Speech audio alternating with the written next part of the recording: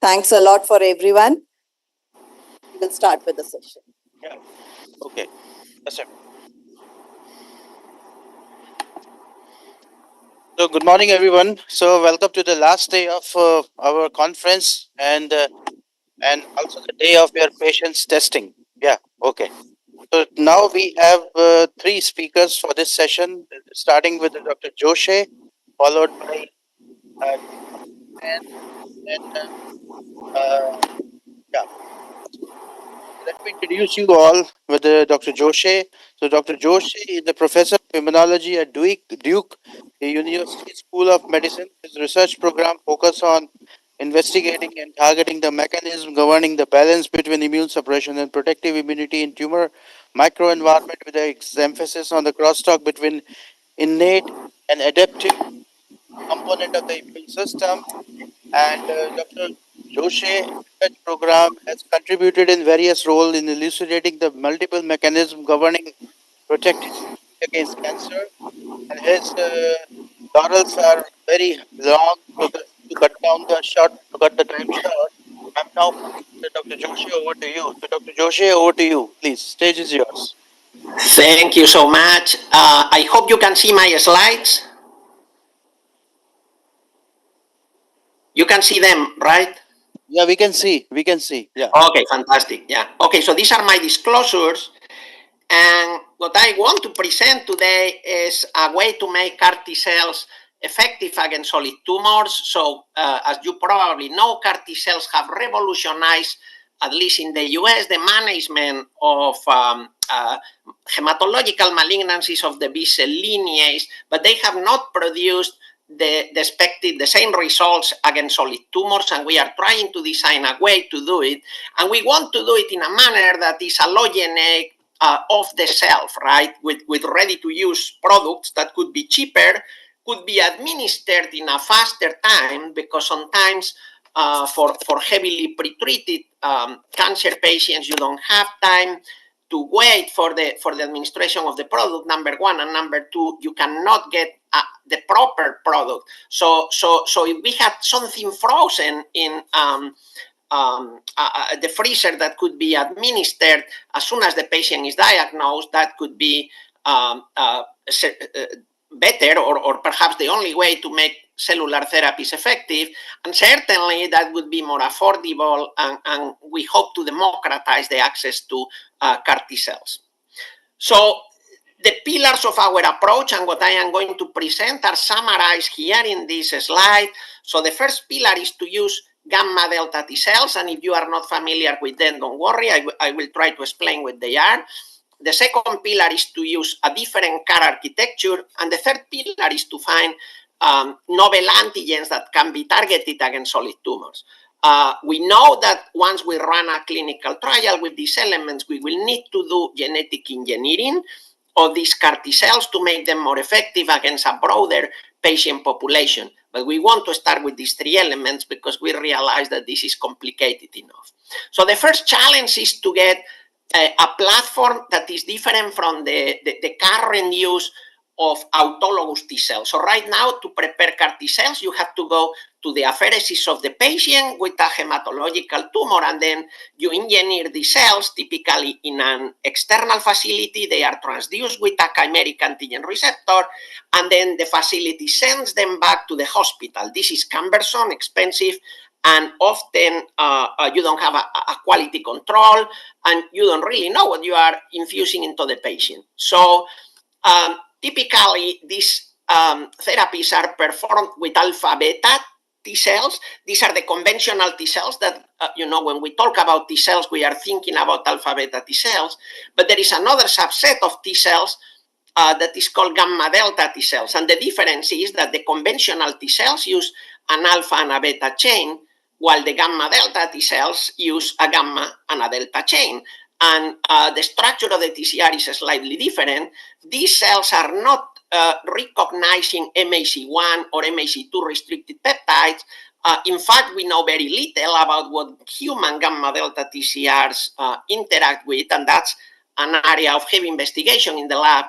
But the important thing is that they are playing a very important role. They are a minority of the cells, about 5% in peripheral blood. In tumors, we published a paper in Science a few years ago.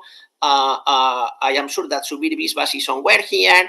And we demonstrated that in human ovarian cancer, the density of infiltration of gamma delta T cell predicts ovarian cancer survival. And it's not only that you have more gamma delta T cells whenever you have alpha beta T cells, which of course also happens because the ratio gamma delta versus alpha beta also matter. So they are a small proportion, but what they are doing is very important. After we published that, there was a flurry of papers in a variety of diseases, lung cancer, renal cancer, melanoma, in the same line demonstrating that gamma delta T cells are playing an important role in association with better outcomes. Now, the second important thing is that gamma delta T cells can be used what we call allogeneically, meaning that my gamma delta T cells can be used to treat other people. We can never do that with alpha beta conventional T cells because we would get what is called graft versus host disease.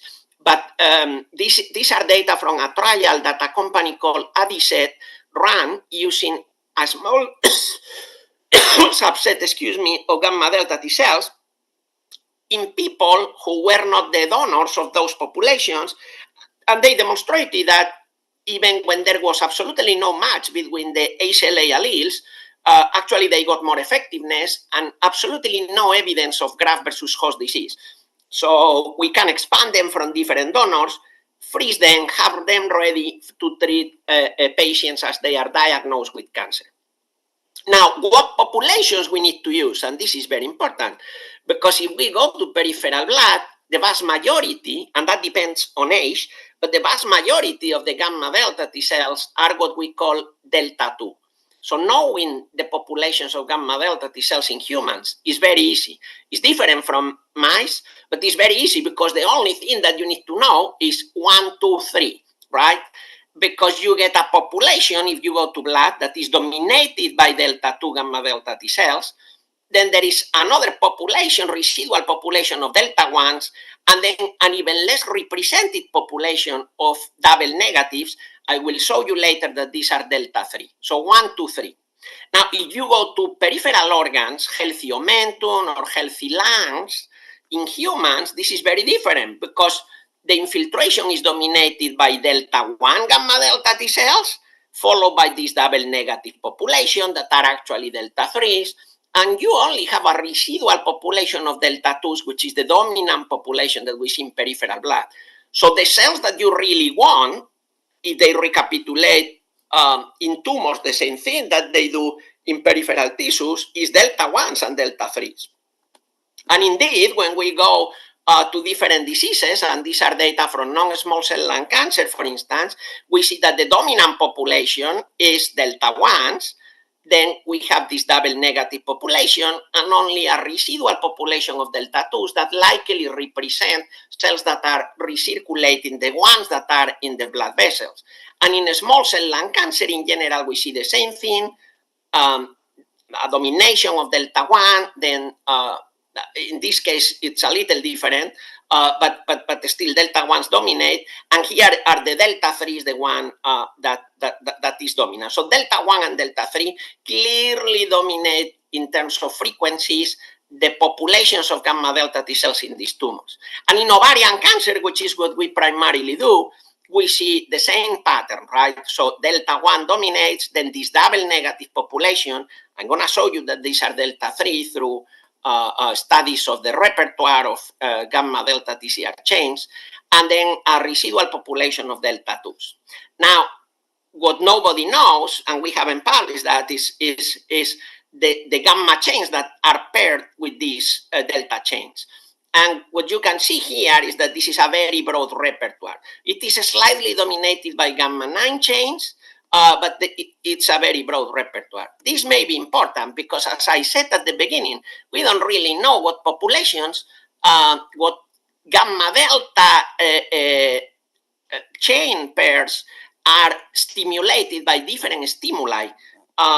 So we want to recapitulate the broad repertoire of the cells that is spontaneously associated with better outcomes. So this is the demonstration that in different diseases, this double negative population that I have shown you that wasn't delta 1 or delta 2 is actually delta 3, as you can see here, right? So for instance, in ovarian cancer is about 85%, right? In the sample that we analyzed from small cell lung cancer is even higher, and in non-small cell lung cancer is about 60%, with some populations of delta 8, but again, the majority are delta 3, right? And these delta 3 are paired, as we had seen for the delta 1s, with a very broad repertoire of gamma chains, right? Perhaps dominated again by gamma 9, similar to the delta 1s, but a very broad repertoire, okay? Now, the interesting thing is that when we do single-cell RNA-seq studies with these populations from multiple human tumors, and these are data from non-small cell lung cancer, what we see is that these cells maintain a very activated phenotype. And in fact, we see a trajectory of differentiation from stem-like cells that show obvious features of stemness, such as TCF7 that encodes for TCF1, CD27, the IL-7 receptor, and then that follows a trajectory of differentiation into effector gamma delta T cells that upregulate granzymes and effector mediators.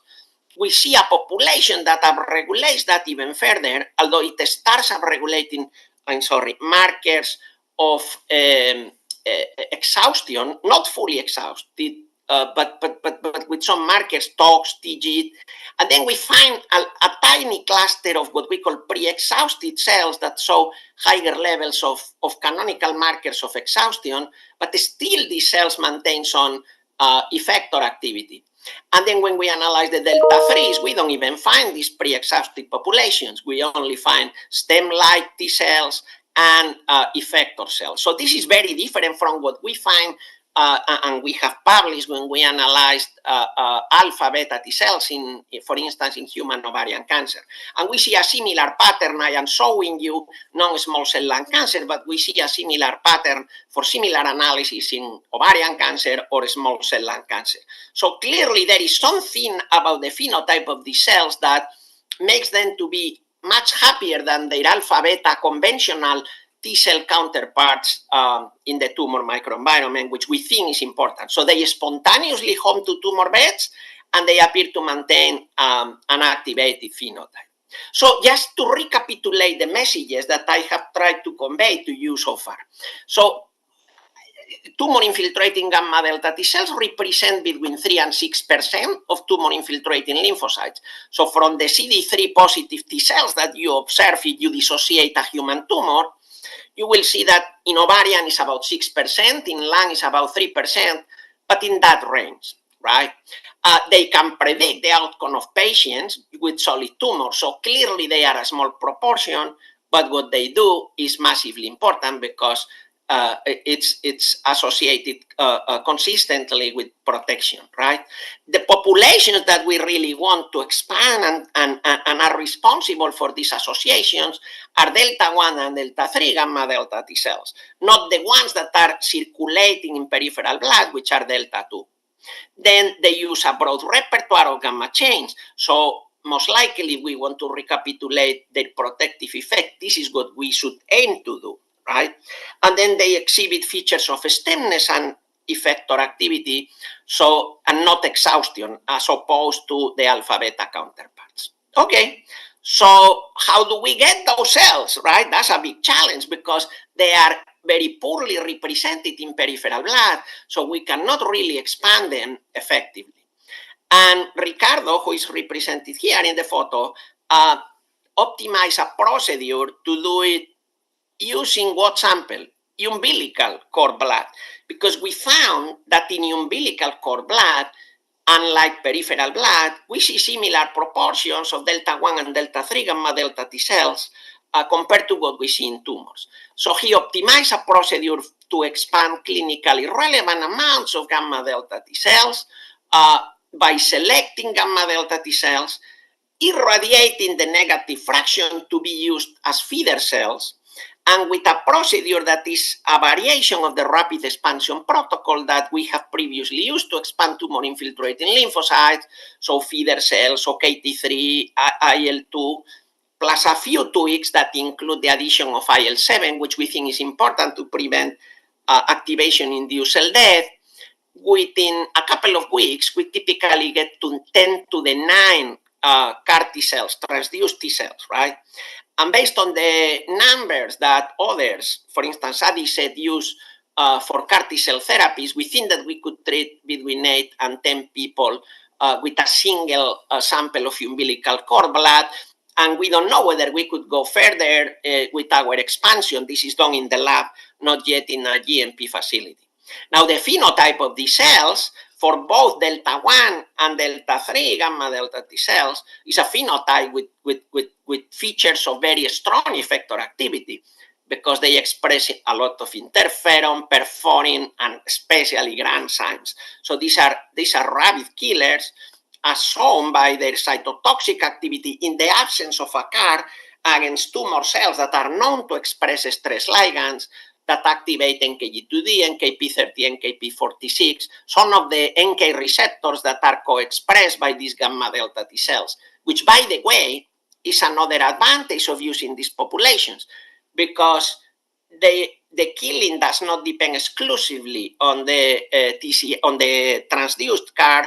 They can also kill as long as they home spontaneously to tumor beds through other mechanisms, including those that I have mentioned. So the proportions that we get, for these clinically relevant amounts of CAR T cells are very similar to what we see in the tumor microenvironment. So a dominant population of delta 1s, then these double negative cells that are indeed, the majority of them are delta 3s, and then a residual population of delta 2s. So now we have a way to expand this, and we are trying to develop this in collaboration pharma. But we still have challenges because we are really pursuing antigens that we can target in solid tumors. That's a big deal because when we analyze the targets of CAR T cells for all trials that are being conducted in the United States and are currently recruiting or not yet recruiting, so active trials, we see, that's what I want to illustrate here, that with the exception of these targets that I am highlighting, the majority are expressed in vital tissues. So they may be expressed at lower levels than in the tumor microenvironment. Perhaps there is a doubt for B7-H3. But if you go to mesothelin, for instance, which is the target of CAR T cells in many trials, it is expressed in the pericardium and the pleura. So I think that the CAR T cell works, they won't be safe at all. Anyway, we have a clinical trial targeting the receptor for the FSH hormone in ovarian cancer that is working very well. So far, we have treated 9 patients, and we have some signals already of good effectiveness, including a patient that remains in remission 20 months after receiving the CAR T cell treatment. And that's a patient that was experiencing rapidly progressing ovarian cancer that had failed at least 2 lines of chemo. I think that the future of the field anyway is going to go in the direction of expressing a cytotoxic CAR and an inhibitory CAR more than these other approaches. But anyway, for the sake of time, I'm going to move on. But this is an area that is very interesting to the lab. So in our quest to look for low-hanging fruit, for antigens that we can target, we have a very active collaboration with Scott Antonia, who is a world-class clinical trialist. We were collaborating with him very actively when I was at Moffitt Cancer Center. He was the chair of thoracic oncology, and is the person who recruited me to Duke University so that we can run clinical trials together. And now in the United States, at least, lung cancer patients receive neoadjuvant immunotherapy. So at most places, not everywhere, but at most places. So when you are diagnosed, you get anti-PD-1, first thing that you get, right? And then the residual tumor is resected. So what he found is that the administration of these immune checkpoint inhibitors in many patients results in the formation of what we call tertiary lymphoid structures. So a very strong humoral response that in some patients results in the formation of plasma cells. This is very interesting because this challenges everything that we have been taught about the immunobiology of cancer, that plasma cells are in the bone marrow, etc. But anyway, what he did is with these dissociated tumors, freshly resected, he sorted plasma cells. And then he did single cell BCR-seq, and that gives you the information of the heavy and the light chain of the BCR. So very much the antibody that they are spitting out to the tumor microenvironment. And he found he cloned multiple antibodies, but the most clonally enriched antibody happened to be an IgA that he cloned the sequences of. He generated a recombinant antibody, and then he found that the target was vimentin. So he was disappointed until he realized that actually it's not vimentin, right? In the pull downs with the primary tumor, proteomics gave him a signal this protein is vimentin. But what it is citrulinated vimentin. So the arginines are changed to citrulline, and that results in the translocation of vimentin from the cytosol to the cell membrane. And it happens very specifically under very, very stressful conditions for the cell, such as high levels of TNF-alpha, hypoxia, etc. So this is typical, for instance, from rheumatoid arthritis. But now it provides an antigen that is more or less selective, as I'm going to show you in the next slide, of the tumor microenvironment. So yeah, so this is what I am demonstrating here, right? When we dissociate human ovarian cancers, and each dot here on the right side represents a freshly dissociated human ovarian carcinoma, we find that higher proportions of tumor-associated macrophages, virtually all myeloid-derived suppressor cells, and also a high proportion of cancer-associated fibroblasts are heavy expressors of this citrulinated vimentin, or at least the antibody that we clone from the tumor microenvironment recognizes the target on the surface of these cells. And then there is also a fraction of tumor cells that expresses that. So we are excited because we think that for the first time, we may have an antigen that is expressed not only in tumor cells, but also in tumor microenvironmental cells. And these issues of eliminating immunosuppressive myeloid cells or cancer-associated fibroblasts that don't allow the trafficking of these cells to the tumor microenvironment could be eliminated. Now, there is a very tiny proportion of T cells in the tumor microenvironment that also express citrulinated vimentin, but these cells are, number one, CD4 T cells, and 50% of them express the two canonical markers of fully exhausted T cells, TIM3, along with PD-1. So probably losing these cells wouldn't be a big deal.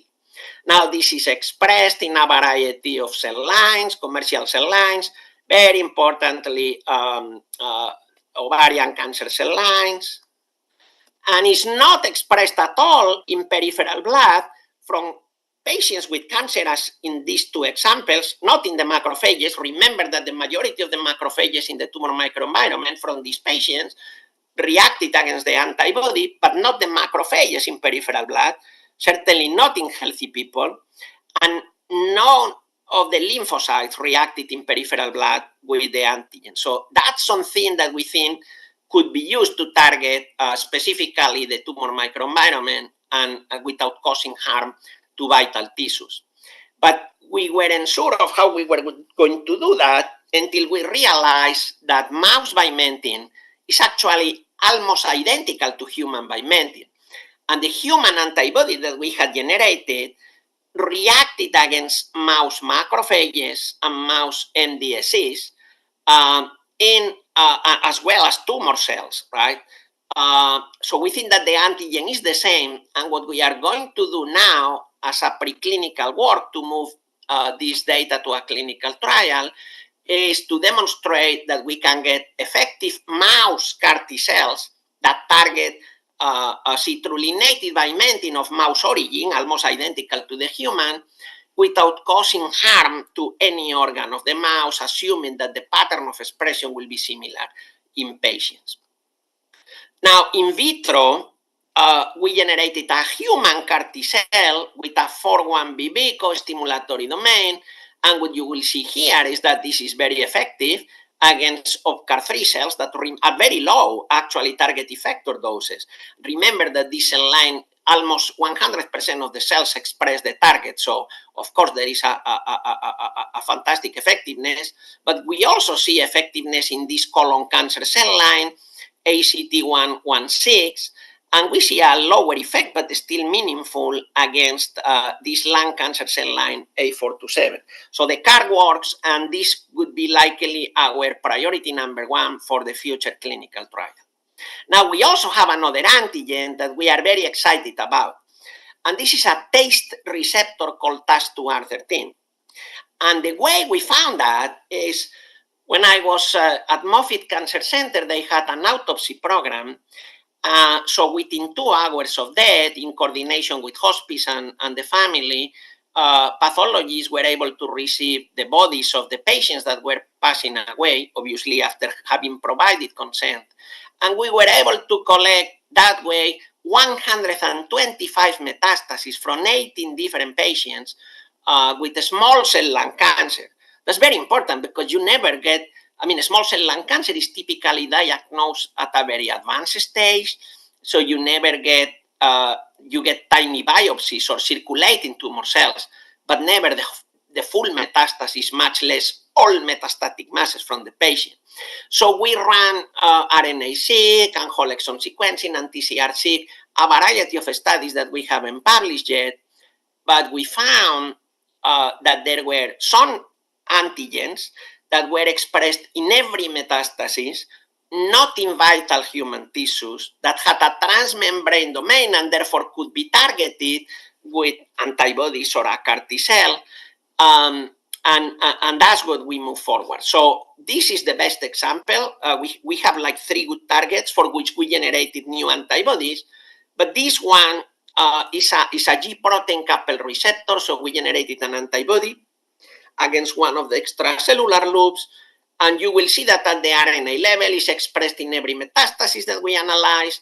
But if you go to TCGA data sets, you will see that in a variety of human cancers, there is also consistent expression in higher proportions of tumors. So for instance, in myeloid leukemia, virtually all of them appear to express at least the transcripts. We haven't looked yet into the expression of the protein, but likely at very high levels. And certainly tumors of the digestive tract appear to be heavy expressors. And this is the expression in vital tissues or healthy tissues, which is lower than what we typically see for CD19, which is really low because, as we know, is the safest possible target for a CAR T, right? So we generated the full antibody using with a single chain FB that redirects the CAR T cells against the tumor microenvironment. And we stain a variety of tumors and healthy tissues to rule out that healthy tissues express the target. So you can see that the human lung, the normal healthy lung, does not express it, but some lung cancers or ovarian cancers or bladder cancers, not every tumor, but some of them are heavy expressors. And very importantly, when there is expression, virtually all tumor cells are positive because tumor heterogeneity is a big deal, right? It is also spontaneously expressed in a variety of cell lines. The tissue, the healthy tissue that appears to express the target is testes. You can live without testes, particularly women. And we didn't find expression in a variety of healthy tissues. Perhaps we found some background in hepatocytes, but there is a lot of biotin there. So when we ran the cytotoxicity experiments against cultures of primary hepatocytes, we did not find any cytotoxicity cytotoxic activity, suggesting that really, I mean, this is a safe target, and if we use it, we will not kill anybody. We will primarily target the tumor and test this perhaps in males, right? Now, another pillar of our approach is to use a different CAR architecture. So as I am sure most people know here, the classical architecture of a CAR is the use of a CD3 zeta domain that is preceded in frame by a co-stimulatory domain. It could be CD28 or it could be 41BB, depending on the preparation. And this is connected to a transmembrane domain, a hinge domain to provide motility, and then the antibody fragment, the single chain FB, that recognizes an antigen, and in a way that is not clear at all, transduces a signal, an activating signal that induces the T cell to kill the target, right? We are not using that. Instead, we generated a new architecture that relies on the transmembrane domain of NKG2D, right? And the transmembrane domain of NKG2D recruits an adapter called DAP10 that does the same thing as these two guys: cytotoxicity, cytokine production, proliferation, memory development, and very importantly, activation of AMPK, and therefore metabolic reprogramming. So it seems to program T cells in a direction of favoring fatty acid metabolism as opposed to relying only on glucose, which is very scarce at tumor beds. At the top of that, we think that this could be more resilient to PD-1 mediated inhibition because PD-1 recruits phosphatases that primarily target what? CD28 and the TCR cascade, but not necessarily these signals, right? So we wanted to test that, and as you can see here in these in vitro experiments against 3 different tumor cells, the NKG2D CAR compared to the conventional CD28 CAR, these are conventional alpha beta T cells at this point, but the NKG2D CAR is more effective. In this case, it's the same, but in these two cell lines, it's more effective. This is great. And what you can see here is that, for instance, against these ovarian cancer cells at this low target effector ratio, you will see that the gamma delta T cells expressing a conventional CAR are superior to the conventional CD28 co-stimulated CAR T cells. But if we use gamma delta T cells that are better, comparing CD28 or NKG2D, you will see that, you know, in this lung cancer model, clearly the winner is NKG2D co-stimulated cells, and here it performs just slightly better, but still a little better. So the proof is in vivo, right? So these are data from some recent experiments that we were conducting in immunodeficient mice, because we are using human cells that are challenged with this human lung tumor A427. So we administer the CAR T cells, and in this case, if the CAR T cells were co-stimulated with a conventional CAR, CD28, CD3 zeta, you will see that both alpha, beta, and gamma delta T cells in vivo perform with similar effectiveness. But if we use gamma delta T cells that are co-stimulated with the NKG2D CAR with our novel architecture, you will see an initial remission and there significantly better control of malignant progression of tumor growth. And when we use the NKG2D CAR, in this case, expressed in alpha beta T cells, they didn't do as well. So the bottom line is that the winner, clearly, when we compare everything side by side, the winner are gamma delta T cells expressing the CAR with our novel architecture. So the bottom line of everything that I have presented to you is that we believe that gamma delta T cells can be used as an allogeneic, off-the-shelf, affordable, democratized platform for CAR T cells.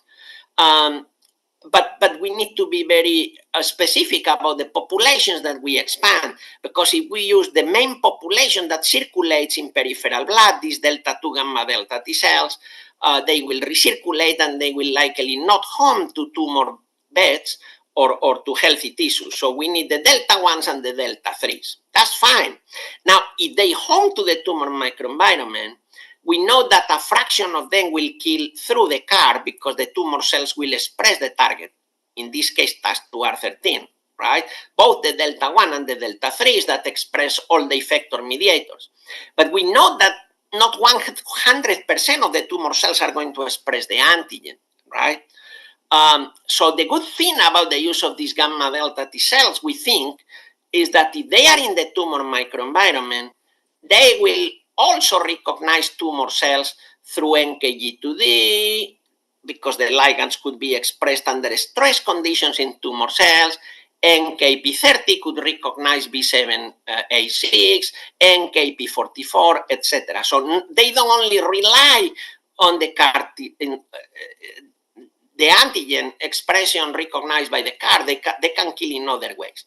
And we think that NKG2D signals provide a superior metabolic reprogramming that is very important, while equipping the cells to survive and flourish at tumor beds better than a conventional architecture. So this is the platform that we are trying to develop. We are in conversations with pharma in an effort to develop these approaches, and eventually, until we don't move this to a clinical trial, we will not know, but we are excited and we hope that we are after something important. And with that, I would like to thank everybody. This is the current composition of my lab. We work in a very collaborative manner. We have a mix of postdocs, technicians, and medical professionals. So, for instance, Jenny is an oncology fellow. We work very closely with other oncologists, Scott Antonia primarily, but also other oncologists doing clinical trials at Duke University. And we have a variety of collaborators. And finally, thanks to the NIH, which is now probably in big trouble with the new administration, and the Department of Defense that is supporting our work. And with that, I'll be happy to take questions if we have time. Thanks, Joshi, for a stimulating talk. And I think it's quite overwhelming to see that how these CAR T cells are, showing their efficacy in a tumor patient, So with this note, I have opened the floor for the questions, Yeah. So sure. So there are a couple of questions, from the audience.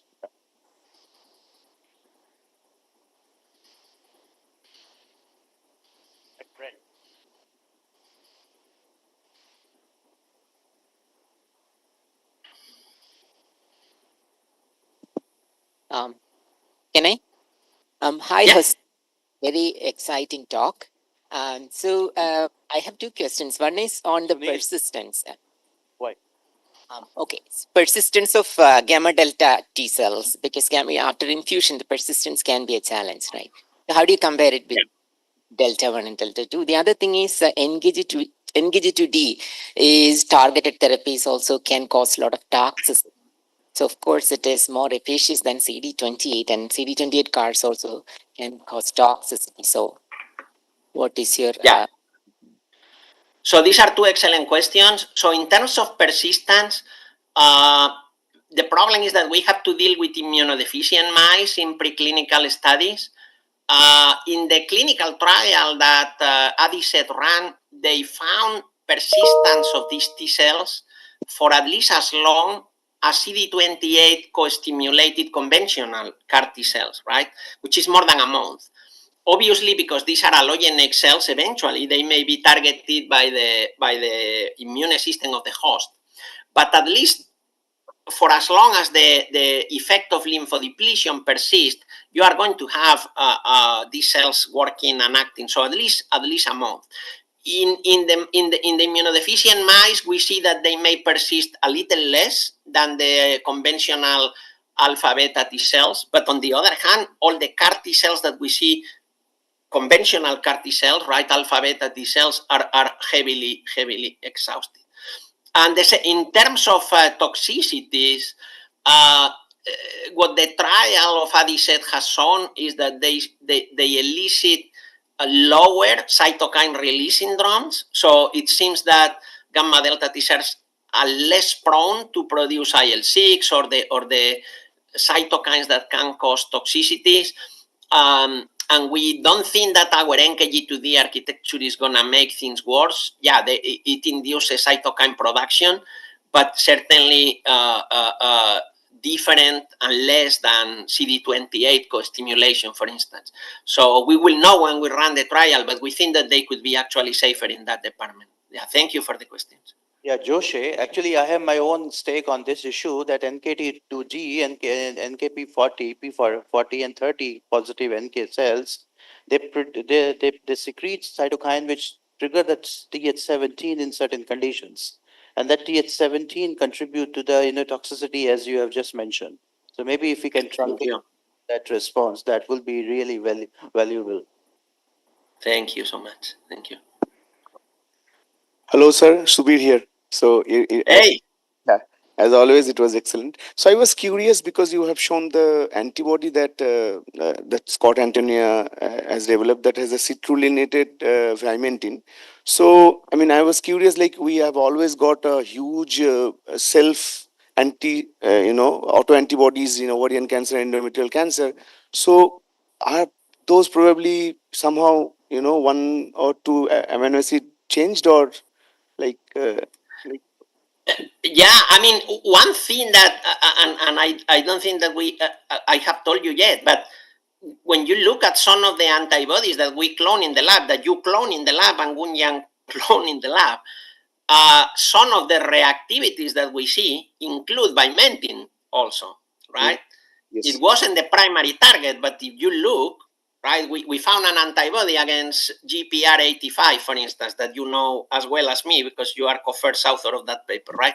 So if you look in the list of targets, I think at the top you also see vimentin. So we think that this form of citrulinated vimentin could be a common target. I think that it's fascinating that antibodies produced in the tumor microenvironment recognize self-antigens because we don't have, in most cancer patients, we don't have signs of autoimmunity. But I think that the trick is, and you know that, right, that these antibodies are produced very locally. So the response may be restricted to the tumor microenvironment, right? And you have done these studies when you try to find the same clonotypes in the periphery, they are not there. They are only in the tumor. Yes. So I think that's what ensures tumor control without autoimmunity. Yeah. Thank you so much. Thank you. Thank you. Great talk. I have a couple of back-to-back questions. So cell surface vimentin seems like an excellent target. Is there any concern that vimentin is also known to be secreted? Would that sequester the CAR T cells? It may be. Yeah, that's a very good point. So I think we will learn about that from the in vivo studies that we are conducting right now, so that I haven't shown that, but the CAR seems to be very effective, at least immunodeficient mice. But when we start the experiments that we plan to conduct in immunocompetent mice using mouse T cells redirected with this antibody, we will know more about that, Hopefully the biology will be recapitulated. But you are right, it may be a way of getting the CAR internalized. But yeah, I mean, we need to see. Yeah, that's an excellent point. Yeah, and the other question is, have you considered cell surface GRP78, which seems to be fairly effective as a CAR T target, especially in AML cells, but also in some of the solid tumors? Yeah, I am not fully familiar with the target.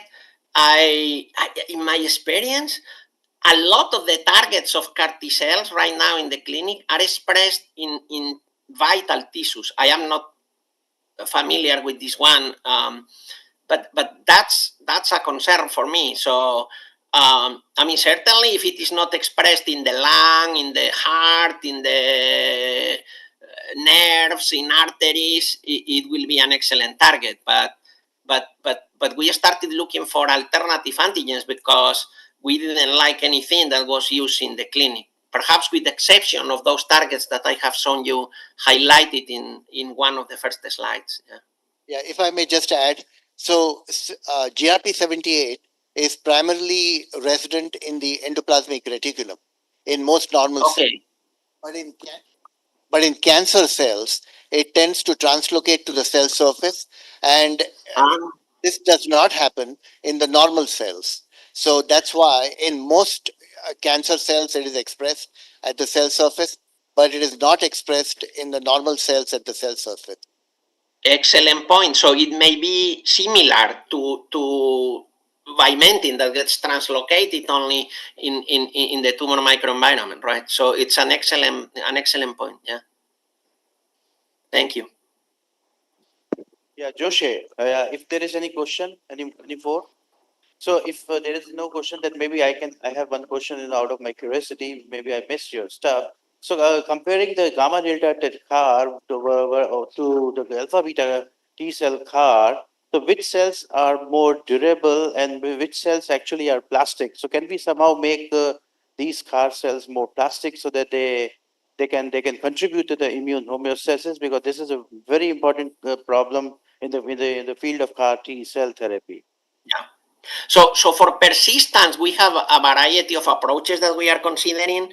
We won't be able to apply them in the first trial because it will be difficult enough to get approval to combine all these elements that I have shown you. But we know that, for instance, we may be able to ablate beta-2 microglobulin to remove MAC1, right, from the cells so that they are under the radar of at least, T cells. And we are considering other approaches to get them, not eliminated by the tumor microenvironment and therefore more persistent. But we would like to show first that they really, can control tumors without harming the host. Yeah. But Okay. persistence is very important. I agree. Thank you. Forward to see you soon. Yeah. So now we come to the second speaker of the session, and it's Dr. Shaukat Hussain. Yeah.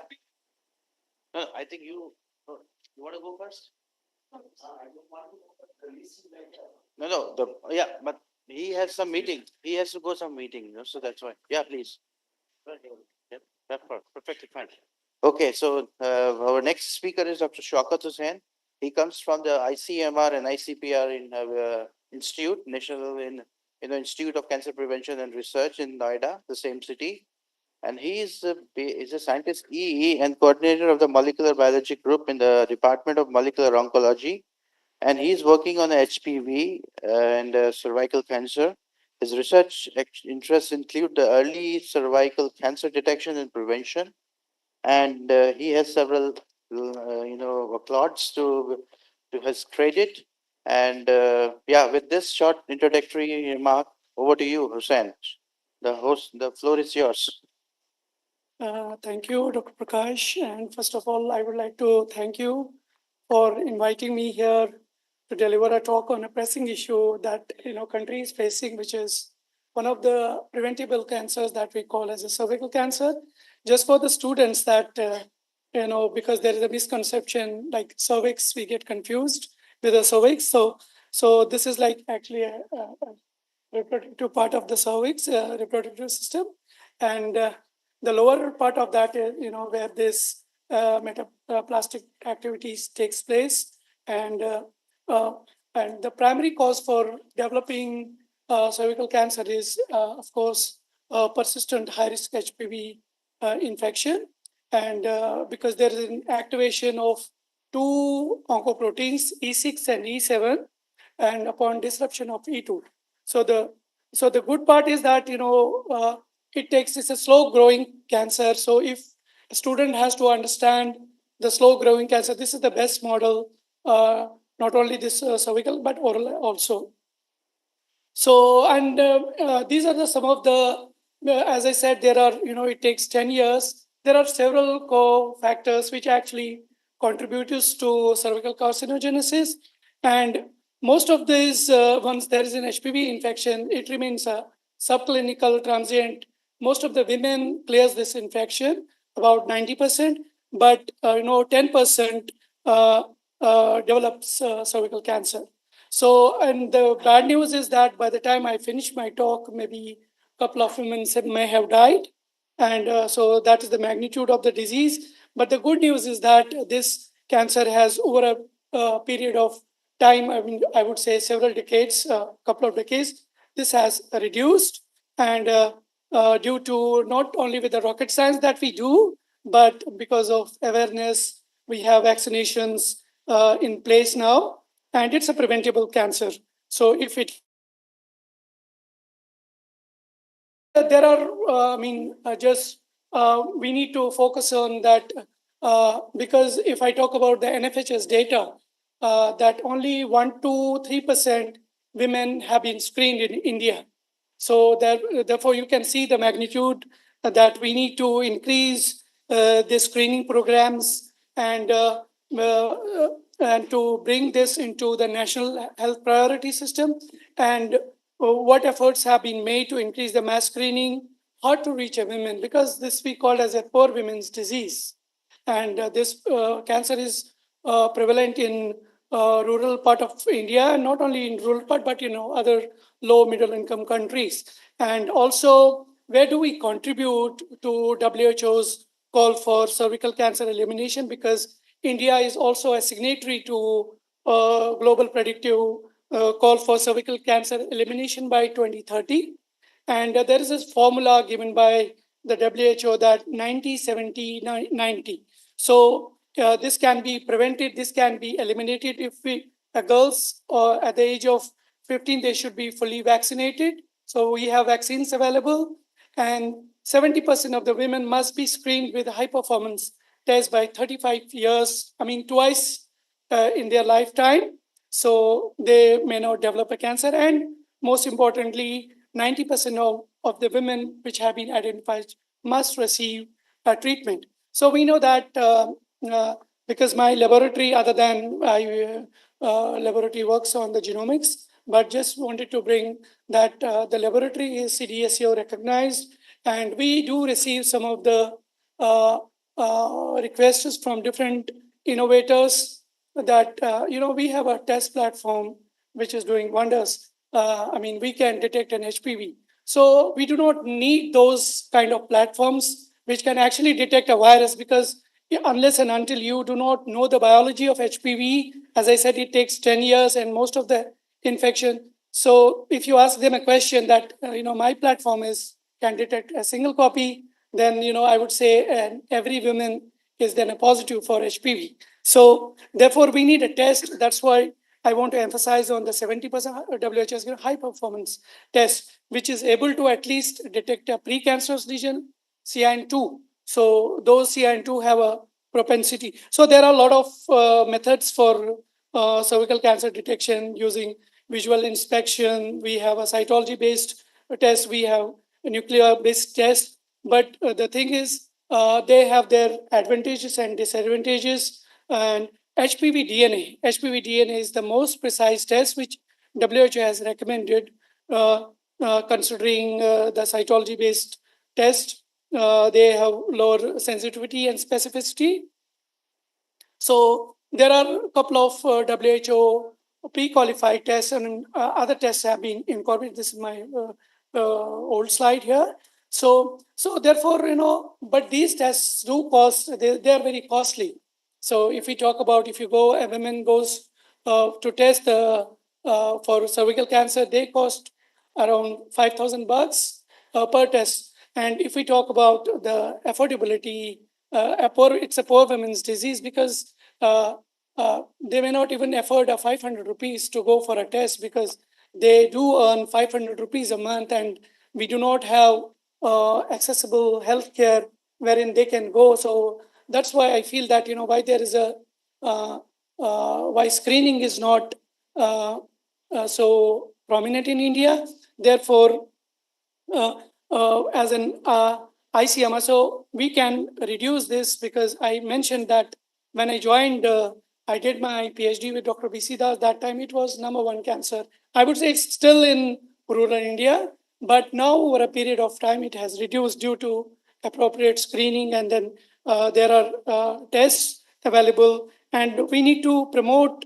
Instead, women should come forward. We need to develop tests wherein we can give them a self-sampling methods so that they can add their privacy, because there are a lot of issues associated with screening. So to overcome those, we have the good news is that as an India, as an ICMR, we can say there are some good affordable tests which are point of care, near care tests available, and they are ready for W. So we had one of the projects wherein we developed, we gave them hand holding and also technical inputs for innovators. So this is the one of the projects we have undertaken. Is a multicentric project which was funded by the BIDAC, and WHO is also technical partner in this, wherein we are comparing the concordance of there is one of the studies we are comparing Estempa study, which was done in North America, wherein they were pre-screened for using FDA-approved clinical tests, and we are expecting that this point of care is going to be launched. So we have almost completed this study before time, and anytime soon the ministry or ICMR is going to launch these indigenous tests. And also we do provide, because our institution is also empowering different gynecology healthcare workers to train them so that they can develop this facility in their own labs or hospitals, because HPV diagnostic is not very common in India. So therefore, we have one of the projects. In fact, the call is open. I will come to the last slide. So students can register for that, and it's free of cost. They can get hands-on training in HPV DNA diagnostics. So this is the one test which I was talking. In fact, Dr. Nija Batla, she got recently was conferred an award during 26 January. So she's the main PI of this, and we are the site PIs, 3 different centers, NIRR CH Mumbai, which is another ICMR institution. So, and also we are doing self-sampling. As I said, self-sampling means it could be a vaginal swab. So, and we have found a good, and there are literature also available, which shows that it is a good test to be performed. And also we have taken a paired samples, physician collected and self-timing. So almost there's this good concordance between self-collected and we are also providing free of cost routine HPV diagnostic in our center. So, and we know that once the cancer is there, the only options we have, if surgical intervention, chemotherapy and radiotherapy, or current therapeutics, and we know that these have limitations of toxicities and so on and so forth.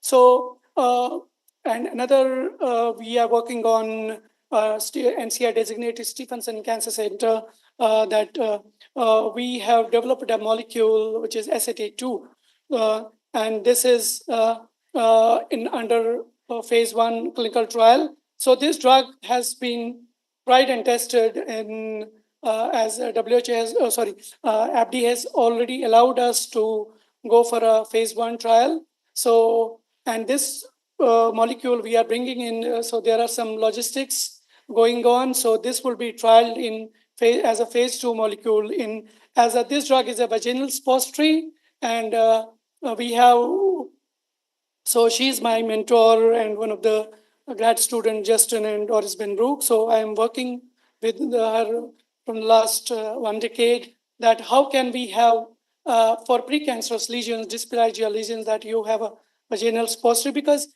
it is most important to have a drug which can clear HPV, because if there is a HPV is still there, you have because the only 2 options we have for CIN1-2 lesions is thermal ablation, cryotherapy, but virus remains there. So that's why our focus is on to have a molecule which can actually, so there won't be any more recurrence in those patients.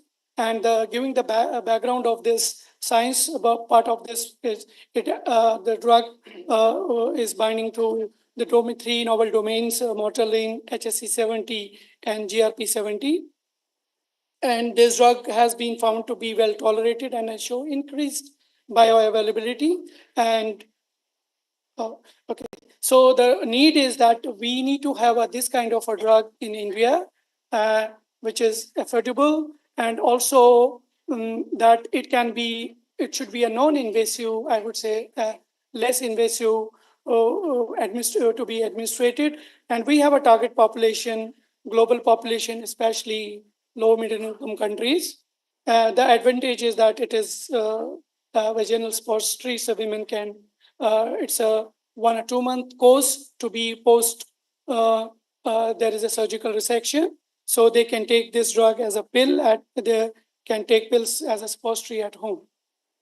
So just to summarize the part of regulatory part of this, that we have completed the drug formulation in vitro, because she's working, Doris is working last couple of decades on this drug, that we have reached at a phase, and there are several publications in terms of toxicity, so safety, interspecies.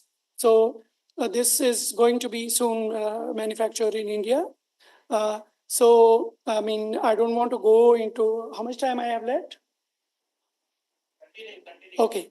So because this drug is actually, acts upon, yesterday I was chairing a session, so I was a teacher, so I did not allow, I would say, speakers beyond 10 minutes, so I want to follow this here too.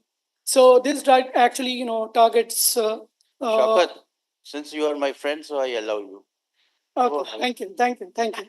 So we have, this drug, we have shown the mechanism, how it works. So it targets HPV E6, because I already mentioned that HPV E6 and E7 are these oncogenic proteins which actually gets activated during carcinogenesis.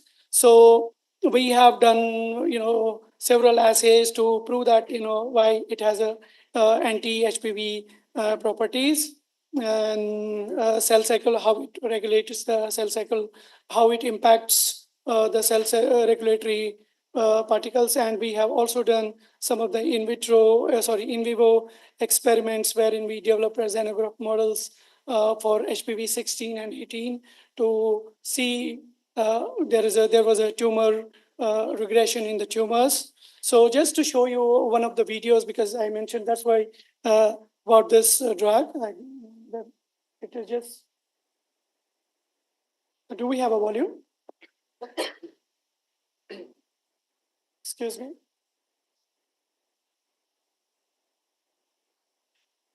It's 1 or 2 minutes. And there is also a patient-based response also. Can I stop it?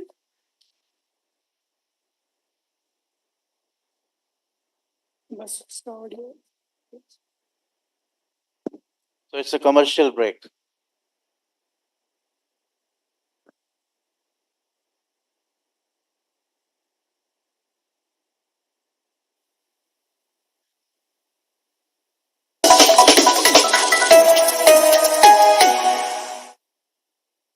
Imagine taking a simple supplement that wouldn't just treat cervical cancer, but prevent it altogether. That's what doctors at the Stevenson Cancer Center say is on the horizon. It appeared to me that the drug does everything counteractive to what the human papillomavirus does when it infects a cell. It's the most common sexually transmitted disease. And if it doesn't go away on its own, HPV can cause health problems, including cancer. Doctors at OU Med just received a $2.2 million grant to clinically test a compound called OK1. And Dr. Doris Benbrook says it's promising. The drug can get in there and tell the cell that this is not right, this is not normal, you're not supposed to replicate out of control. If the drug works in humans, it would eventually come in the form of a pill and a topical agent. And researchers say this kind of preventative medicine is needed more than ever. Our estimates are 3 million doctor visits for HPV per year and about $5 billion spent on HPV per year. Doctors also say HPV vaccination rates are poor, so they will be applying for a different grant to promote those next year. Reporting in studio, Marquis Martin, KOCO 5 News. The videos where you can see, she was terminally ill. She was having an ovarian cancer. So Yes. A historic announcement at the OU Health Stevenson Center today. Researchers announced a new drug to treat cancer that was entirely developed right here in Oklahoma. The drug, called OK1, is now being tested in humans for the first time in a phase 1 clinical trial. One woman who participated in the initial trial said it made a big difference for her. So the effects of this cumulative long term, even if you don't die from cancer, you usually die from something related to your treatment. So if they can do this stuff, I mean, we can wipe this out, and people don't have to go through what I went through. These trials mark the culmination of 25 years of work.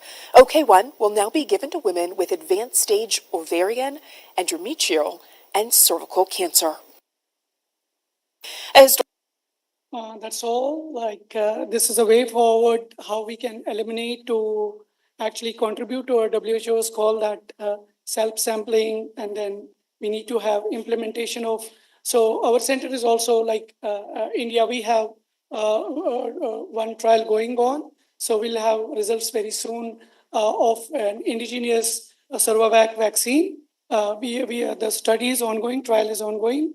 To have our own prophylactic vaccine.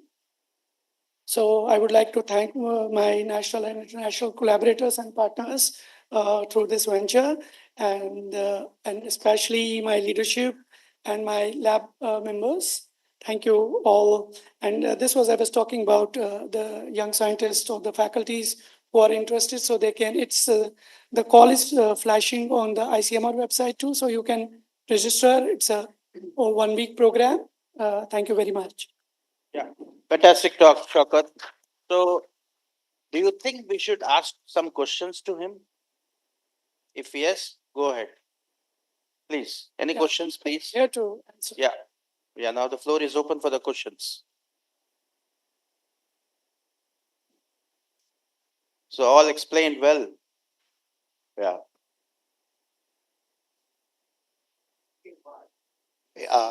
Is it the same as the previous drug you mentioned? Yes, this is the one. This is the same drug.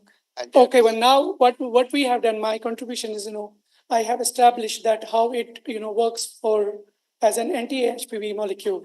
So during my fellowship, I was there and demonstrated how it can impact E6 and E7, and also we are focusing on E7. So there is one of the, I'm not showing that data here, that we have one of the I would say synergistic molecule, palbociclib, which actually works in good with this OK1, SAT2. Yeah. Shaukat, I would like to hear more data on the immunological profiling of this vaccine. This is not, you're talking about the vaccine, which is yes, current? Yes, what is the immune profile of this vaccine?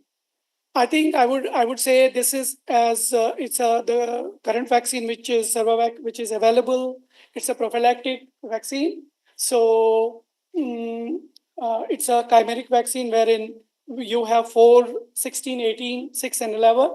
It is equivalent, I would say, to Gardasil we have. So Gardasil has been recommended as a 2-dose, but in several countries, like in Australia, they said that it is, even a 1 dose is good.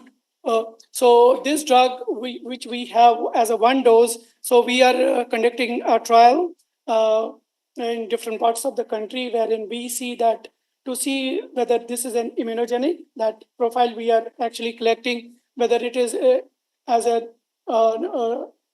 I would say a superior, not superior, but non-inferiority trial is going on. So once the trial is there, so we'll have answers that a single dose of Cervavac is as good as 2 doses of, because ministry wanted to have this as a, we know that there are challenges with 2 doses because there is a loss to follow up. So therefore, Government of India wants to have a single dose, so that we are checking how effective it is. So this, we have a 3-year project. We are recruiting. This is an academic trial from ICMR, which is going on. So okay, so I think you can tie up with Sushanta for the next GCC talk, next GCC conference next year. So you can present the whole immunological profiling of this vaccine in Kolkata. Yeah. Okay, thanks, Shaukat. Now, so much. we have a next speaker, Dr. Subir Vishwas. Yeah.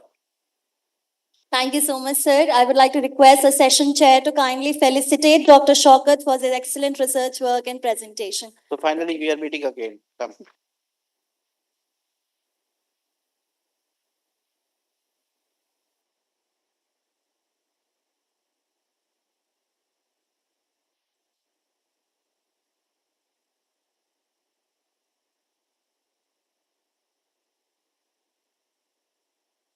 Now let's call the next speaker, Subir Vishwas. He comes from the ATREC Bombay. So he's working on the perspective of spontaneous anti-tumor response, role of healthy microbiota, which is a very upcoming and emerging area. And a lot of now antibiotics have been repurposed or getting repurposed for tailoring the anti-cancer immunity, right? So Dr. Subir Vishwas is a PI with the field of immunology and cancer research. He is recognized PhD mentor under life science of the Homi Bhabha National Institute and was awarded Ramalinga Swami Fellowship by DBT in 2022. And Dr. Vishwas has received numerous prestigious awards, including Terrain Travel Award from American Association of Immunology and many more. So without taking much of time, I throw the floor to you, please. Yeah. Thank you for the kind introduction and good morning, everyone. I recently joined ACTREC after completing a postdoc with the first speaker, Jose. So today I will be mainly discussing with a very new project that we have been pursuing for last few, probably for 1 year now. So this is very relevant in the context of this part of the world because we have a tendency of using rampant use of antibiotics that is not there in the West. So this probably all present over here, you all must appreciate that we have a healthy microbiota that is very important for many diseases. But its role in generation of spontaneous anti-tumor responses has not been yet well discussed in previous studies. So we all have amount of about 100 trillion gut microbiota, and it has been found correlated that in adjuvant immunotherapy patients, the capability to deal with the malignant progression is related to the presence of certain kinds of microbiota. And so now the gut microbiota has become one of the most significant environmental variables for certain cancers, especially for colorectal cancer for the obvious reason because it is in the gut. Now, and colorectal cancer is the burden of colorectal cancer across the world is huge. And colorectal cancer is associated with alterations in intestinal microbiota across various stages of the development. Now, how these microbiota influence cancer progression or spread, it may have three different modes. It can directly interact with the host cells because it is within the host cell. Host environment, the metabolic products or byproducts, metabolites, people have studied this for many diseases, including cancer, as well as modulation of the anti-tumor immune response directly. Now, this part is not well studied yet. Now, in this part of the world, we can get an antibiotic from over the counter, and we use it, without consulting a physician oftentimes. That changes the microbiota, and what we are studying here, how that impacts in the progression of colorectal cancer in animal model. Now, the hypothesis for this project is frequent exposure to broad spectrum antibiotics alters the gut microbiota composition, which could be responsible for compromised anti-tumor responses because what we predicted, and probably we are right, that there are some cross-reacting antigens on the surfaces of different bacteria in the gut that induces some responses which is actually can cross-react with some of the antigens and neoantigens expressed on the cancer cells. So Avik is pursuing this project mainly, and Vaishali and Zayed, they are helping actively for this project. Now, there are some evidence recently that we have been finding by different group in many cancer that some of the product like short chain fatty acids by the gut microbiota, it can activate T cells. But it has not been well studied for the context of in the context of cancer with T's or B infiltrating B lymphocytes or antibody production. Now, also it has been found that the use of antibiotic it has been correlated with the number of cases. I mean, colorectal cancer risk has been found to be increased when people have used long-term antibiotics. And we must also accept the fact that we need antibiotic also during the course of the treatment. We cannot avoid it. So what is the consequence of such treatments?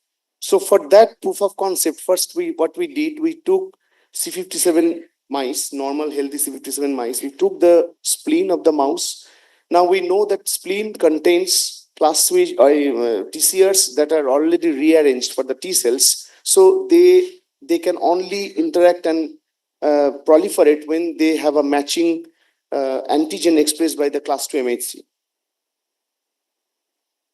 Then we also took the gut microbiota by flushing the gut of the healthy mouse. We took the bacteria and we grew them overnight, and then we did a secondary culture from the overnight grown culture for another 8 hours with some antibiotics that we commonly get over the counter, like azithromycin, ampicillin, ciprofloxacin, etc.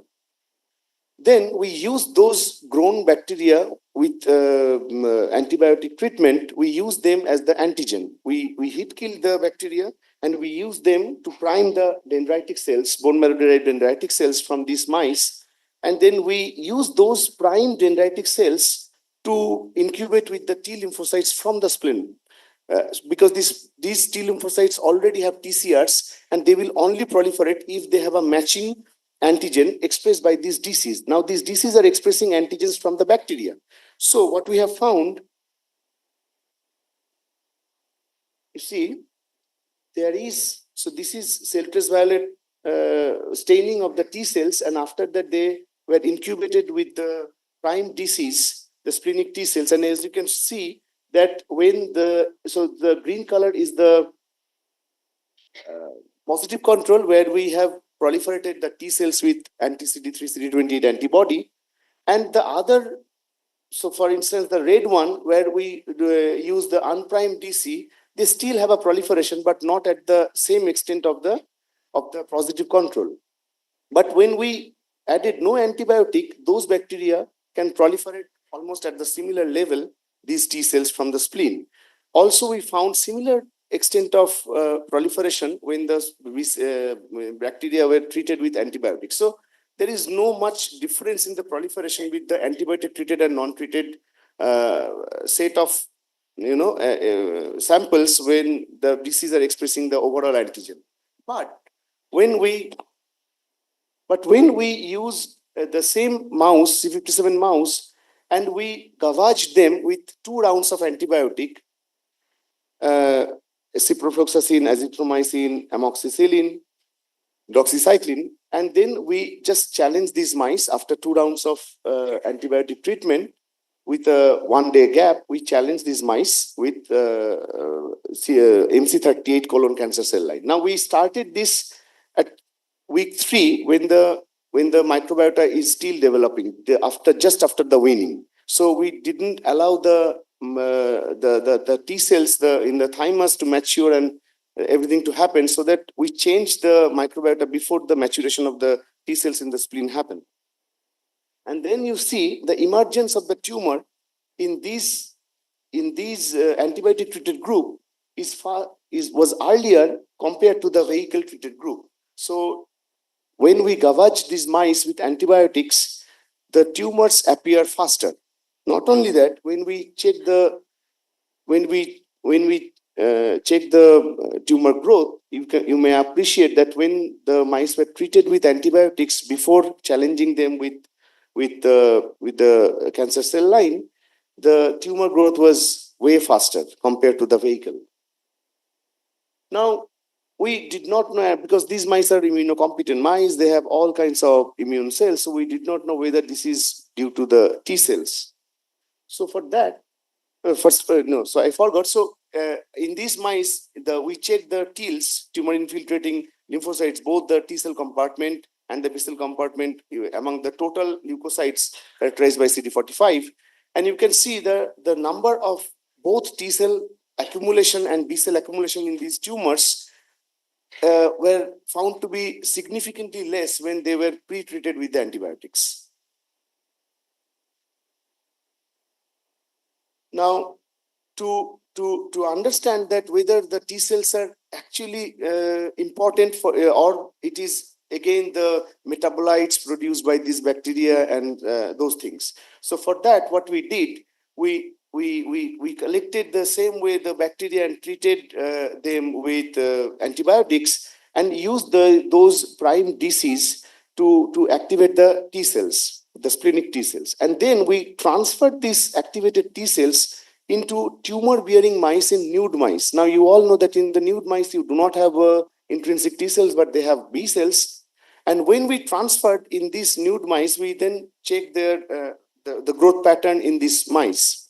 So what we have found, you may see, then we calculated fold change of the tumor volume from the day we injected the T cells intratumorally, how the tumors are growing every day from the previous day's volume. And you may see that and we use the actual cell line antigen as a positive control. So of course, these tumors are growing the least because this is the positive control. All the T cells are actually activated against the same antigen that the cell line expresses. But also, when we primed the DCs and activated the T cells with the full microbiota that did not receive any antibiotic, it is also protective, because you see these tumors, the green tumors are growing at lesser extent compared to the tumors that received the T cells that actually got activated with antibiotic treated mice derived microbiota.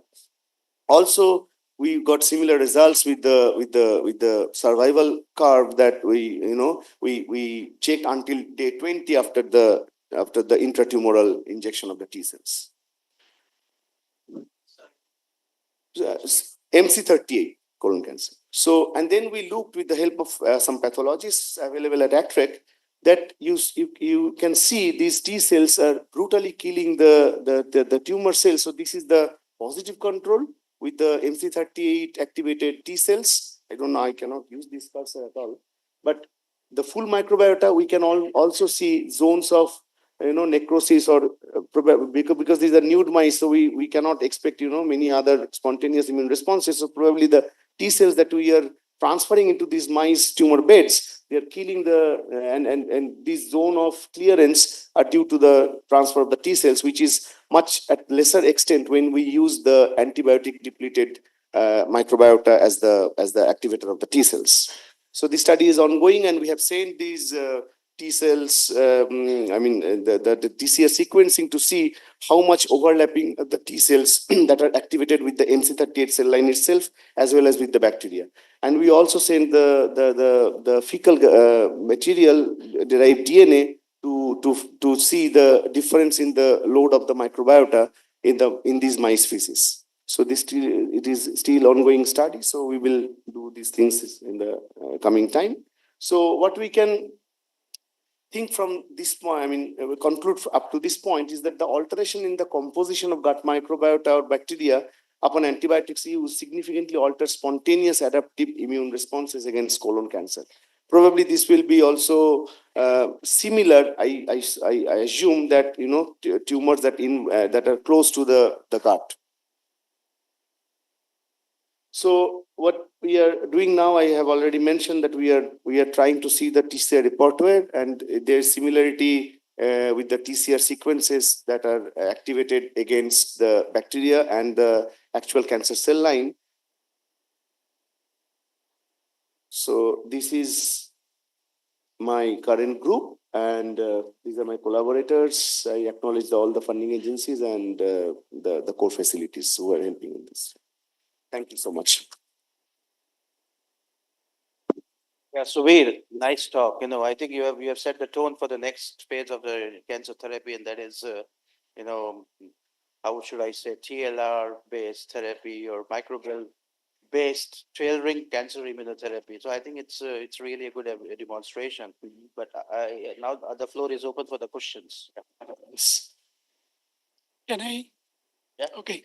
Yeah, thank you, Subir, for a nice presentation. Thank you. I mean, just out of my curiosity, it's not a question, but just for my understanding, that you mentioned that giving an antibiotics because the time frame, because India, and because we know that in terms of clinical application, if we can see that there is a rampant use of antibiotics going on, and then I could not see whether the mouse model were they given sort of a discontinued because they were only for 48 hours and 24 hours, or it was just randomly given the antibiotics, they did not develop resistance. So because it would be just giving my understanding that if you take these next gen antibiotics and still you will develop a tumor, just for my understanding that whether they were resistant, they were discontinued. So what was the regime, antibiotic regime? So that's a fantastic question because and this for ethical concern also we had to also convince the ethics committee also to just get the mouse just after the weaning. The day they are getting weaned from their mother, we have to take for the reason that if we deplete the microbiota after the immune system is matured, they will have all the TCRs rearranged. So even if we deplete the microbiota after, for instance, after 6 weeks, we will not see any difference in the tumor growth probably because the memory T cells and B cells are already there. Okay. So what we did, we took these 3-week-old mice just after weaning and we calculated the human equivalent dose for mouse. Okay, with the help of some of the experts in the field. And then because we have to show or see the chronic thing that you have mentioned in human that is difficult in mouse because they all get similar food and also their regeneration of the microbiota is faster than human. So what we did, we first depleted one cycle, like 5 days, with human equivalent dose. Then we had a 48-hour gap, and then we did another round of 5 days, so that we can see that, let's say, a chronic use. But you are right, and that we have been discussing how to actually do a chronic mouse model, because that should be, taken and then again taken after 3 months or so. But in mouse, the immune system develops much faster than in human.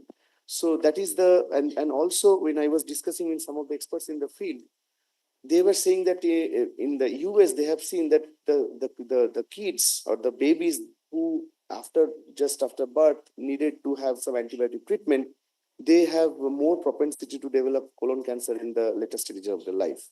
So, and nobody has done anything further that correlation. So, is there any controlled experiment you did in terms of, because I understand there for colon cancer that like any phyla or any specific bacteria you are focusing on which has the propensity? Yeah, I could see that you have that next, but just for the curiosity, So are there any genres? So there is a paper that tells which class of bacteria in human as well as in mouse, which group of microbiota gets eliminated.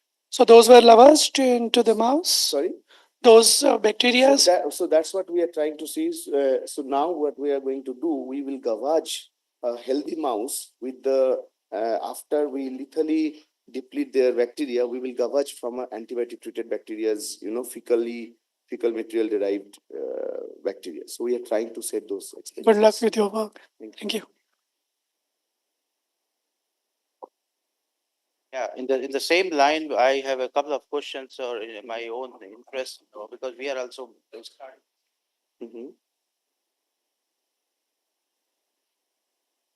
Yeah, we are also studying this area for our pancreatic cancer immunotherapy program and also for the NSCLC. The point is, when we talk about the microbiota, so there are good and bad microbiota, right? Yes. They're supposed to have the TLR ligands. They carry the TLR ligands, and driving of the host, right? So considering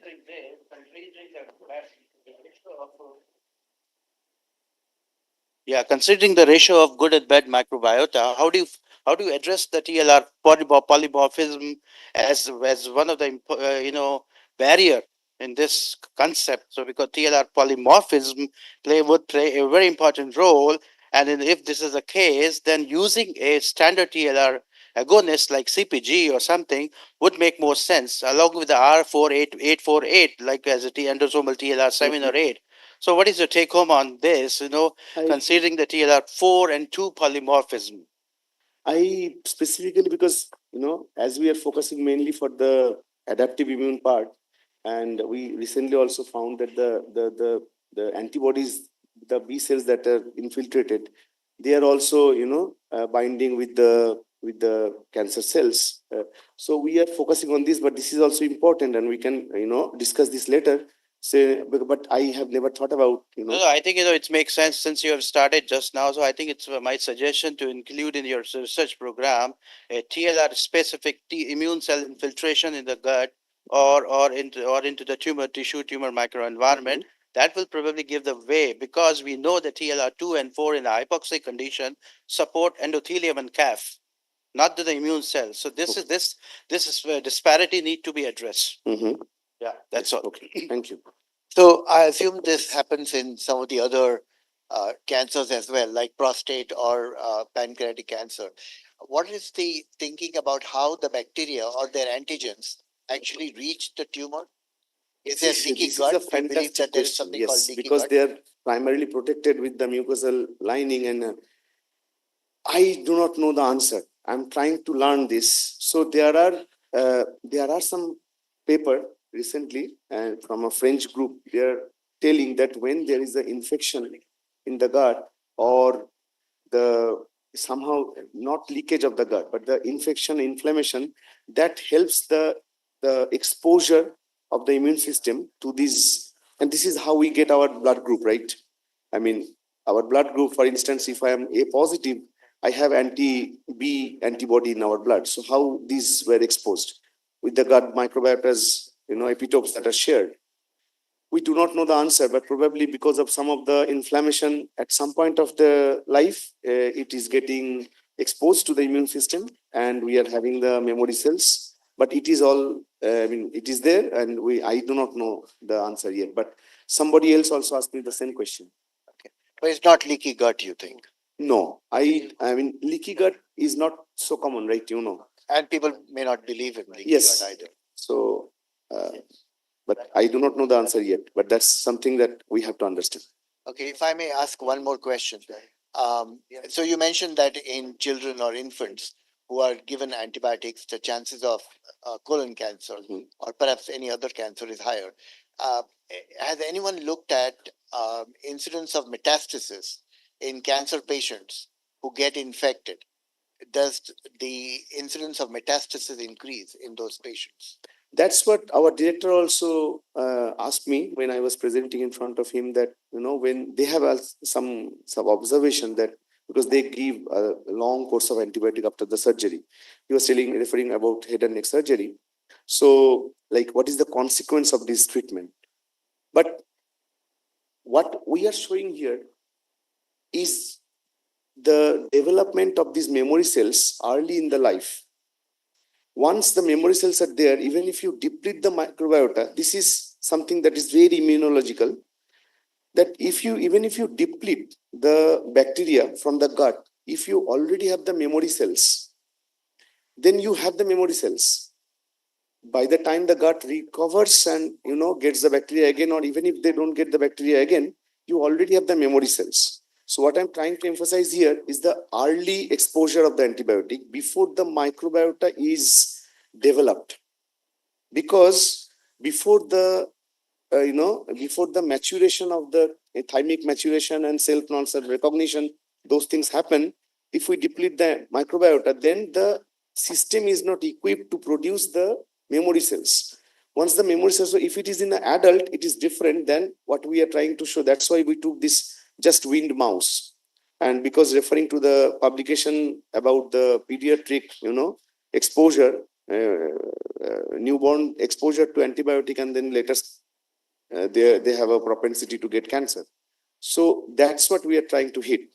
But what you are saying, we can correlate that, but I don't know how to exactly correlate, because everyone gets a different course of antibiotic, and the course is different, and the metastasis time point is different. To how to collect the sample, we have to figure out that. Subir, I Yes. think I would in this contest I would have my own apprehension that it depends on the type of experiment you do. For example, if you just focus on penicillin or doxycycline or azithromycin, that may give you a very limited spectrum. These are all broad spectrum. Moxifloxacin, for example. No, moxifloxacin. that's a point I should mention. Yeah, yeah. So over the counter, if we have a loose motion, we go to the, and they give a ofloxacin or ciprofloxacin. Yes. They don't give you something, like cefotaxime. Correct. So what we wanted to do is something that we take over the counter, not something that only a clinician gives us when we are, inpatient. So I wanted to focus on antibiotics that are over the counter available, the consequence, and these are all broad spectrum. Yeah. So thank you for your Thank talk. It was very nicely written. So now,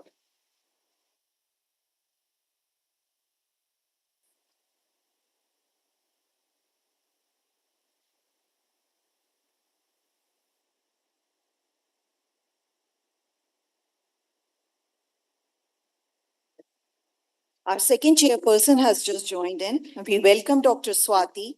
Dr. Swati is a distinguished medical professional renowned for her exceptional clinical expertise, innovative research, and unwavering commitment to advancing healthcare outcomes. Currently, she is residing in LA, California. She is a research associate at Harbor UCLA Medical Center, leading the clinical trials team in cardiology under guidance of Dr. Matthew. Dr. Kulkarni earned her MBBS degree from the prestigious Father Muller Medical College in Mangalore, India. She is looking forward to matching into internal medicine residency in the Max Cycle 2025. We welcome you, Dr. Swati. Now I request Dr. Viswas to please come on the stage, and I request our chairpersons to step forward and felicitate our speaker.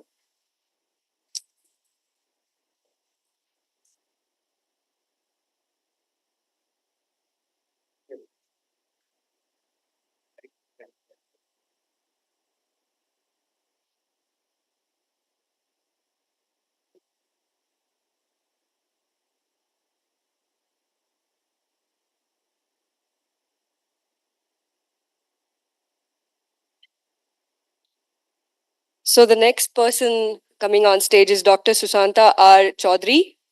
Dr. Sushanta R. Chaudhary is a Chief of Basic Research at Saroj Gupta Cancer Center and Research Institute, Kolkata, a position he held since 2015. He is a Jagdish Chandra Bose National Fellow and was previously the Chief Scientist at CSIR, Indian Institute of Chemical Biology in Kolkata. Dr. Roy Chaudhary also served as a professor at the Academy of Scientific and Innovational Research from 2012 to 2015. He holds a PhD in biochemistry from the University of Calcutta, and he's MSc in biochemistry and BSc in chemistry. His research focuses on cancer genetics, cancer cell biology, and Dr. Roy has published about 155 original research papers, 19 reviews, and a lot of book chapters. Welcome, sir. It's really an honor to have you here. Yeah. Thank you. Please go ahead. Thank you. At the outset, I thank Dr. Prakash and Dr. B.C. Das and others, their team members, for giving me this opportunity to discuss some of our work in this great meeting. I think it's really very heartening to see that in the last day of the May conference, our auditorium is fully full. So it gives me, great pleasure. As you know, in this session, you have heard the last couple of talks on cancer immunology and very exciting topics of cervical cancer. I mean, they are doing very great work, with their great science. What I am going to discuss with you, some of a small story that we pursued in my previous laboratory as it says that it is dealing with the celebrated tumor suppressor gene P53. Oh, well, yeah, as you know, P53 is very confusing, the more we study P53, the more we get confused, it's such a celebrated transcription factor that regulates hundreds of various reactions within the cell, and, what it does. By chance, I get into this field of P53, and the more I study this particular protein, the more I get into the subject. Well, the area of P53 where I used to pursue in my laboratory is a newly developing concept with this tumor suppressor gene, where that P53 is normally works by suppresses that cell proliferations when it is expressed. However, in cancer, it is mostly by loss of function mutations of the P53 gene. This tumor suppression function is lost, and as a result, tumor formations takes place. But one very distinct characteristics of this P53 gene, the mutational profile of the P53 gene, is that unlike other tumor suppressors, the mutational spectrum of the gene is mostly about 70% is missense mutations. Initially, it was thought that these missense mutations, as Dr. Ashok was in the first, they were saying of the BRCA2, one gene gets lost and the other gene gets modified by some way. In that case, it is thought that in case of P53, one gene suffers a loss of heterozygosity, deletion, and other allele is suffered the missense mutations, and the missense mutant protein is not working as a transcription factor. So that leads to the loss of function and gives its loss its tumor suppressor function. However, around mid-90s, it was first observed that these mutant proteins, which was thought earlier is not working in the cell, actually has some new functions. So the concept of gain of function mutation came with this tumor suppressor. And as you know, these most of the missense mutations are within the DNA binding domain that loses as a result of which it loses its transcriptional function. So it is believed that because of this additional function of the P53 protein, it exacerbates the tumorigenic process and it helps in the tumorigenesis. Now, a couple of years back, this is an extensively worked out area. In a couple of years back, we, wrote a review where we have summarized that the way that P53 does it by two different ways. One is by piggybacking with other transcription factors and then upregulating or downregulating those genes which are regulated by those transcription factors, and thereby it drives the growth property, or it interacts with some transcription factors and doesn't allow it to function anymore, and in that way also it can replace many genes and that activates the growth suppressor. It has been found that this new gain of function property of P53 is actually regulating almost all the processes that we know as a hallmarks of cancer. In our laboratory, we have shown that this mutant P53 can regulate upregulate the function of a kinase CDC7, which is very important for the initiation of DNA replication. We have shown that it can target Another gene, FNB2, which is very important, is a very important signal transducer, and also through by upregulating this FNB2, it can impart the chemoresistance within the cell. Also, we have reported that this mutant P50, gain of function mutant P50, can interact with a very important gene CDC20, where UBC2, which regulates the mitotic segregations of the chromosomes and thereby impart genomic instability. What I'm going to do today, as you know, in the latest review of Hanahan, that suggested that the tumor cell plasticity is one of the upcoming feature we had through which the tumor cells demonstrate gives a very high resistance and proliferative property to the cell. So this tumor cells plasticity, which we commonly tell as the cancer cell stemness, actually, though it appears that there are stem cells and the non-stem cells, but there are a lot of intermediate cells are there within the tumor, and that gives a huge heterogeneity in the tumor cell plasticity. So and also, which seems to be regulated by various epigenetic mechanisms. So people want to study this particular property of the cancer cells, that what are the underlying mechanisms and how they are regulated and how they can be targeted by different means. It is known that wild type P53 actually inhibits the stemness property of the cell, whereas the mutant P53 generally drives the stem dedifferentiation and makes the cancer cell stem-like.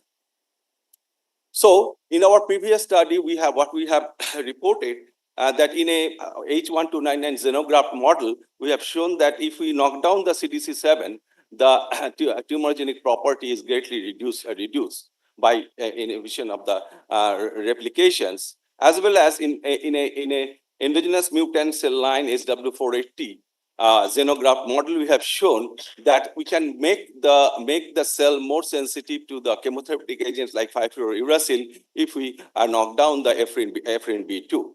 So all these studies are studies. I'm not going to discuss all these things. Showed us that this mutant P53 are really driving the tumorigenesis process, and as well as also important for the chemoresistance. So we asked the question whether this mutant P53 is there a problem?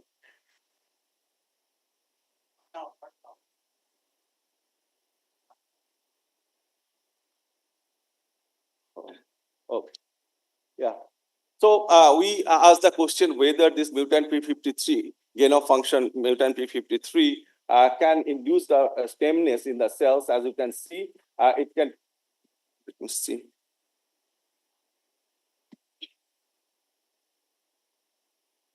Yeah.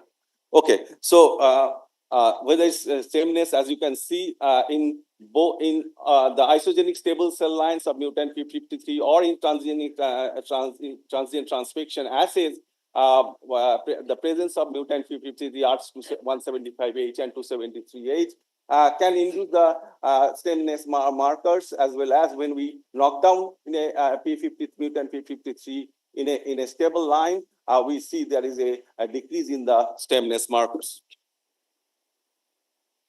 Again, this one shows that there's some functional aspect of the thing where we show that the tumor cell spheroid formation is decreased when we knock down, is increased when there is a presence of the mutant P53, and in the okay. So so the question was that, as you know, in Eric Lender in one paper, early paper, suggested that these stem cell and non-stem cells are interconvertible, and it is believed that the most of the epigenetic mechanisms are probably responsible for that. It can be either chromatin modifications or by the various non-coding RNAs. So we wanted to concentrate on microRNAs to see whether we can identify any microRNAs which can alter this function. So we wanted to ask whether microRNAs through microRNA it imparts the stemness. So for this purpose, to identify any microRNA, what we did, we took two cell lines. One is expressing the mutant and another is null for the p53, and did the small RNA sequencing for that. And from there, we could see a signature of 47 microRNAs, which can distinctly show distinct different expression pattern between these cell lines. And when some of these microRNAs were validated to real-time PCR, we could see that it is reflected in real-time PCR also. And one of the microRNA, HSM G245P, has been found to be highly expressed in the mutant p53 cells.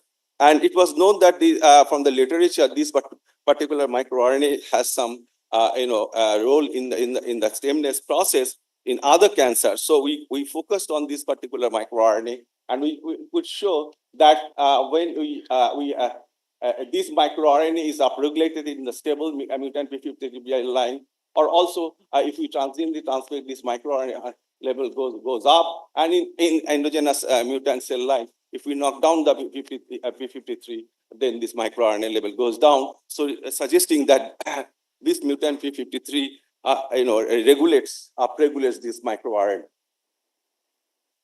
To get a broader validation of these observations, we looked into the NCI60 cell line. As you can see, this microRNA expression is higher in gain-of-function mutant bearing tumors compared to the wild-type tumors, as well as the non-gain-of-function mutant bearing tumors. So also we tried to get this validation in some cancer, as you can see in the TCGA lung adenoma cancer. There is not really very statistically significant, but we see a trend that in gain-of-function mutant bearing cell lines, these microRNA gets highly overexpressed. So the question was that how this microRNA is regulating this, how mutant p53 is regulating this microRNA. In order to do that, what we saw, we looked into the promoter region of this microRNA, and we found there are some MYC binding site is there, and we indeed saw that the MYC is overexpressed in this mutant cell line. So when experimentally, when we check that thing, it is seen that when we knock down the MYC, this microRNA level goes down, suggesting that mutant p53 upregulating this microRNA by through MYC oncogene. Now the question was that how this mutant p53 microRNA construct regulating the stemness. So what we did for that is that we have first checked that whether this microRNA is regulating the stemness or not, and we did found that in the adherent culture these microRNA levels are very high, and when we transfect the microRNA, this microRNA, all the stemness markers are going up, as well as we see the increased enhancements of the spheroids. And also the LDH assay, it shows that this microRNA, presence of this microRNA increases the stemness property of these cells. To further confirm it, what we did, we downregulated this microRNA, and through all these assays, I can see that the stemness property is getting diminished. So clearly, this microRNA is controlling the stemness property, is imparting the stemness property. So now the question was that the gain of function, this mutant p53 mediated stemness, whether it is working through this microRNA or not. So in order to do that, we transmitted the anti-MYC, and we indeed see that in both different mutational background, we see there is a downregulation of the stemness markers in both the cases, suggesting that this mutant p53, in one hand, maybe is working through for importing the stemness, working through this particular microRNA. Now the question was that how this microRNA is imparting the stemness in the cell. So what are the targets of this microRNA? So when we go through the literature, we found very interesting observation that if a newly found protein QDC2 is just discovered around mid, about 2007 or so. This particular gene is a target of this microRNA, and it was also reported at that time that this microRNA, this particular QDC2 actually regulates the NF-kappa signaling by inhibits the NF-kappa signaling by interacting with the IKK function. So we wanted to look whether this microRNA can,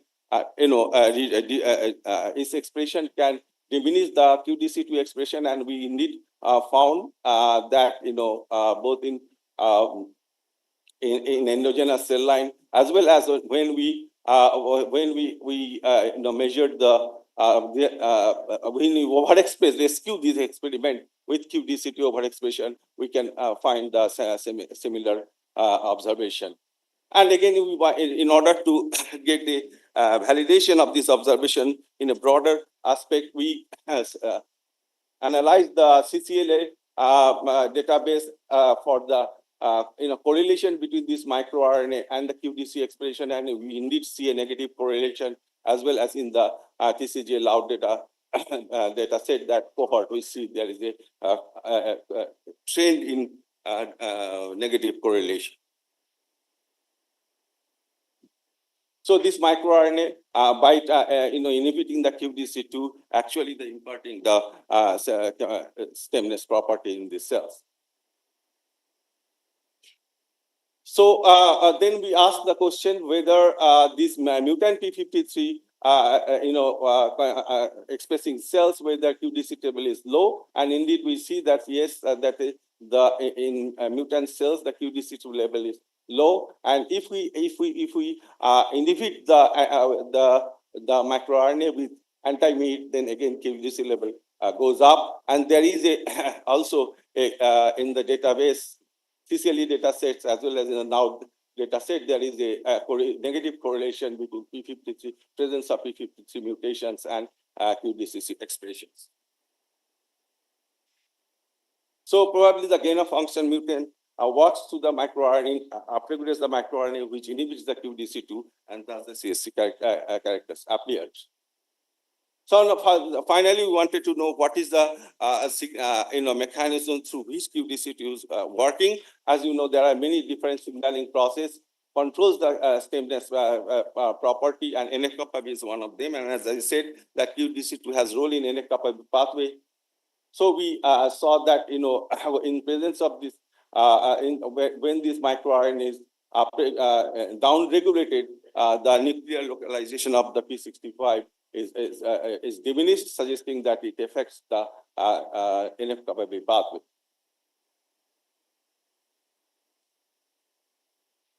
Now, finally, I think some the title of my talk is the clinical implications. As you know, P53, despite of such an important tumor suppressor, we really cannot use this information in the tumor assessment. Other than the said that what we generally know that if a tumor has a P53 mutation, it is a poor tumor. Okay, so we wanted to know whether how we can use this information in various clinical processes like prognosis and others.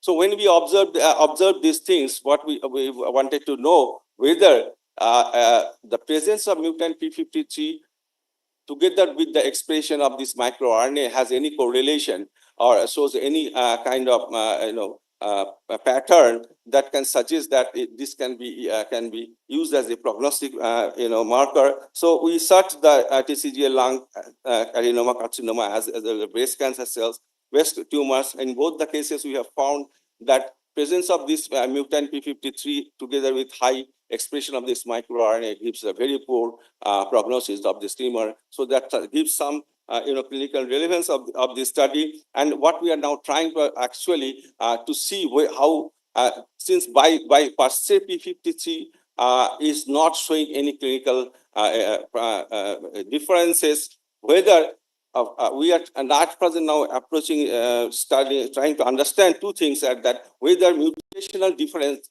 has any impact on the in the outcome. So we indeed have seen that's a preliminary data that the presence of truncation mutations and gain of function mutations indeed have some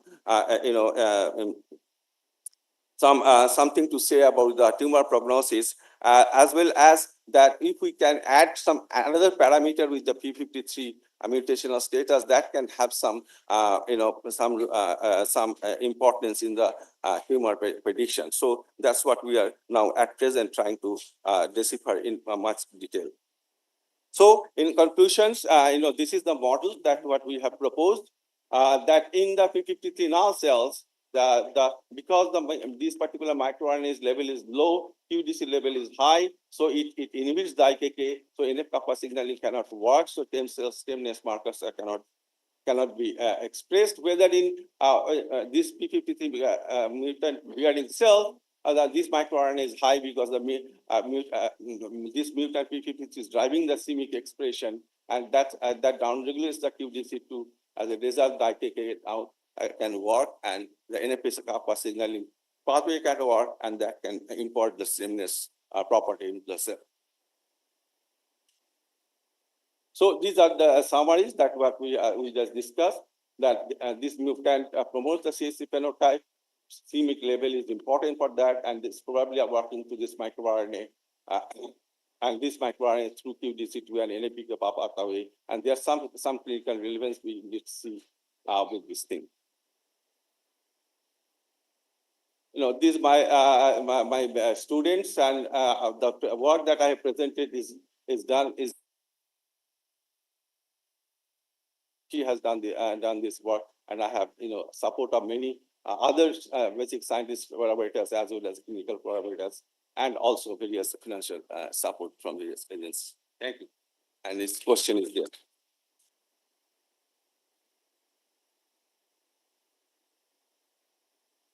Yeah, Sujantu, nice talk, indeed, So now the chapter is open for the questions.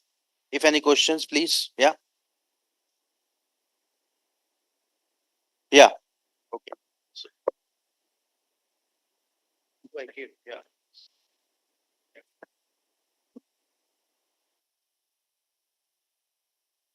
Expression of a c-MYC, but it is already known that a c-MYC is get upregulated by mutant P3. But in the data, I observed that upon transient transfection of this MIR 3 to 4, it leads to downregulation of c-MYC. So how it maintain the level upon transfection of MIR 3 to 4? Yeah. It leads to downregulation of c-MYC. So how it maintain the CSC phenotype maintenance? In my data, you have. Yeah, in your data. I have not shown any data on MYC, other than that one slide I have shown. So the transfection of mutant and the MIR, you have seen the expression of the MIR. Yes. Upregulates the QDC2, and that upregulation of MIR is done by the mutant P53. Is that clear? Okay, so there is no transcriptional complex between c-MYC and P53 that leads to a no. Actually, what is known that this mutant P53, as I said, that this gain of function mutant missense mutant P53s, they lose their original DNA binding property. Okay, so what they do is that they bind with other transcription factors, and then activates the various other genes. Okay, so in that way, it activates the MYC also. Okay, so that MYC in turn actually is upregulating this microRNA, because this microRNA promoter has the MYC binding site. Okay. Yeah, so there are.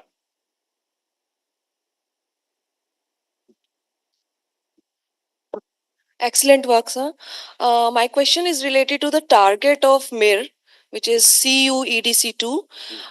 So you means to say that after all these experiments, the CUEDC2 is the final molecule that is executing mutant P53's functions related to stemness. I think the final molecule is that the upregulation, downregulation of the QDC2 by the MID, okay, that activates the NF-kappa pathway. Okay, that's how the CAC pathway gets activated. So target of mutant P53 is the MID upregulation. Okay, then their MID does all the other things, subsequent things. So if you inhibit or upregulate the target CUEDC2, does it also show the effects of mutant P53? Yes, I have shown that data. If you play around with the meal, you will see the effect. That's as you see with the mutant. Okay, and actually, this meal can be one of the target. For controlling the stemness. Well, we will see how to approach that thing in future. Okay, thank you. So amazing talk, sir. I had a question related to your TCGA data, which you were showing that there were patients without mutation P53 and patients with mutation and the patients with gain of function in P53. Yeah. So how do you clinically identify that set of gain of function there? Yeah, so actually, through last 2 decades, there are, as I said, that there are several missense mutations of P53. There are in several positions, and it's localized in the DNA binding domain. Right. Okay, these mutations. Okay. Now, through in the literature, for last 2 decades, there are various those missense mutants have been tested whether they show the gain of function property or not. Okay. So we know that which missense mutations they show the gain of function property and which does not. Okay. So we categorize the data set in that way and looked into the effect. Okay, so you took literature as a support to categorize that set of samples. Gain of function mutation bearing tumors and non-gain of function mutation bearing missense mutation bearing tumors and the wild type, we compare all three. And in some cases with the null also, because in some cases the null, both the alleles are lost, so there is totally no P53. That kind of situations are also there. Right. Thank you, sir. Thank you for. Yeah, if there is no further question, I have a very small question. So I saw your all the presentation and slide. So now your P53 dictated CSC phenotype. P53 dictated CSC phenotype. So does it also have an impact on the immune homeostasis or immune, tolerance? Yes, definitely. You can see any cellular process, P53 has something to say.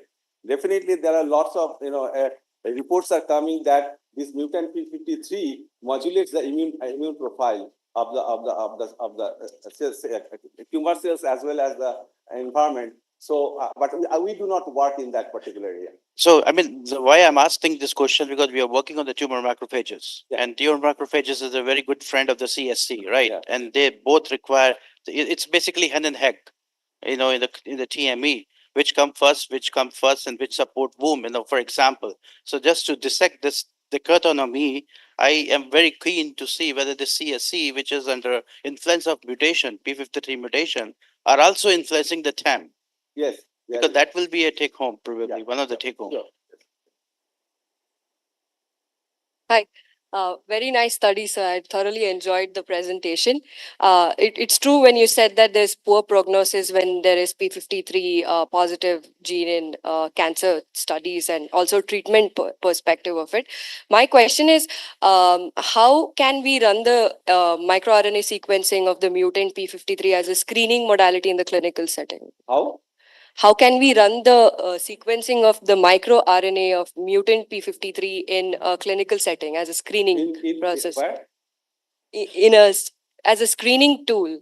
Well, yeah. Yeah. I mean, see, the thing is that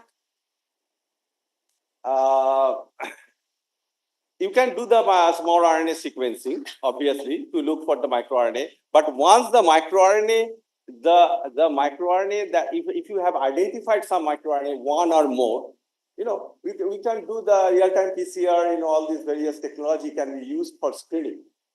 Okay. So that's where we are trying to, and also, nowadays, as you know, that cell-free nucleic acid is becoming very important for all these things. It is now people are now trying to look for these microRNAs in the body fluids, bloods, and try to see whether they can get the similar information. So that would be a great advantageous for the all this screening process. Yeah, definitely. It'll be more non-invasive if they can find it in bodily fluids. Yeah. So, Yeah. thank you. Yeah. So, okay. No, I mean, we do have to. Yeah. Any? No, not. So, sorry. Yeah. The questions are done, I hope. Yeah, sure. Yeah. Then I would request you to step forward, or both the chairpersons, and we can felicitate our speaker, Dr. Chaudhary.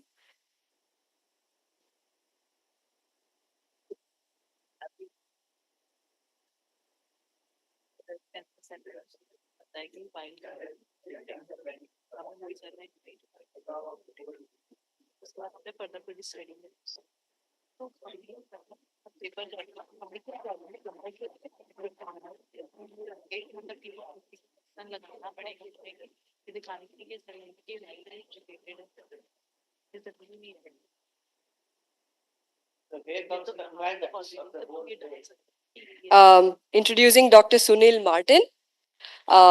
Dr. Sunil Martin is a scientist at the E2 level at the Rajiv Gandhi Center of Biotechnology in Thiruvananthapuram. He holds a PhD in biotechnology from the National Center for Cell Science, Pune, and also an MSc from Tamil Nadu Agricultural University. His research focuses on engineering lymphocytes for immunotherapy, particularly CAR T cell development for leukemia and lymphoma. He also explores tumor T cell interactions in oral cancer models. Previously, he held research positions in CMC Vellore and Dana-Farber Cancer Institute. It's a Harvard Medical College affiliate, and University of Pennsylvania as well. He's a recipient of Ramalingaswamy Re-Entry Fellowship. He has published extensively in the field of cancer immunotherapy. Over to you, sir. First of all, I thank Dr. Hridesh Prakash for putting together such a beautiful conference and having all of us here together. So today I took the liberty to focus on the gamma delta T cell part, and Jose actually made my job a lot easier. So, am I audible? Yeah. So here is my team. So today I'm going to talk about the work of Tamil Selvi Ganapathy, who was the senior research fellow with me at Christian Medical College, Vellore's Center for Stem Cell Research. And part of the work is also done by Muthu Ganesh. And here is my institute, Rajiv Gandhi Center for Biotechnology, which is the southernmost institute of PVT. So basically, my laboratory's focus is synthetic immunology. What it is basically engineering immune receptors, synthetic cytokines, gene circuits in order to enhance the efficacy and safety of the therapeutic immune cells.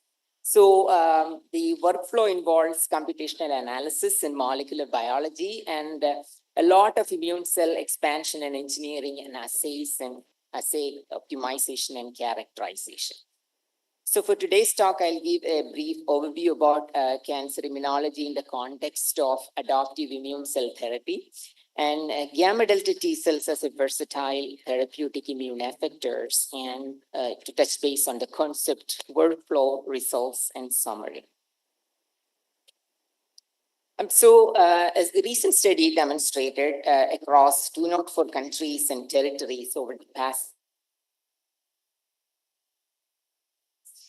especially blood malignancy. So I'm interested in blood malignancies, not only because of association with the hematology department of CMC Vellore, Because blood malignancies immediately impact all the organs. And there is also incidence of primary, secondary malignancies after solid tumor treatments. So the mortality rate is also rising. And this is a bad news for Indian patients because, as you know, refractory and relapsed cancer patients got dismal prognosis in India, especially. So coming to the global incidence of pediatric malignancies, leukemia takes the lead, followed by central nervous system tumors. And among the blood malignancies in India, at least 50% is accounted by the leukemia for pediatric malignancies in India, followed by lymphoma. So cancer immunity cycle is central to the concept of cancer immunosurveillance, and based on which the immunotherapies are actually devised. So basically, the cancer antigens are captured from the dead cancer cells by the dendritic home into the draining lymph node and presents the antigen to the T cells. And the T cells will then be primed, and the antigen-specific T cells will then home into the tumor tissue, killing the tumor cells, generating the antigens, and the cycle goes on and on.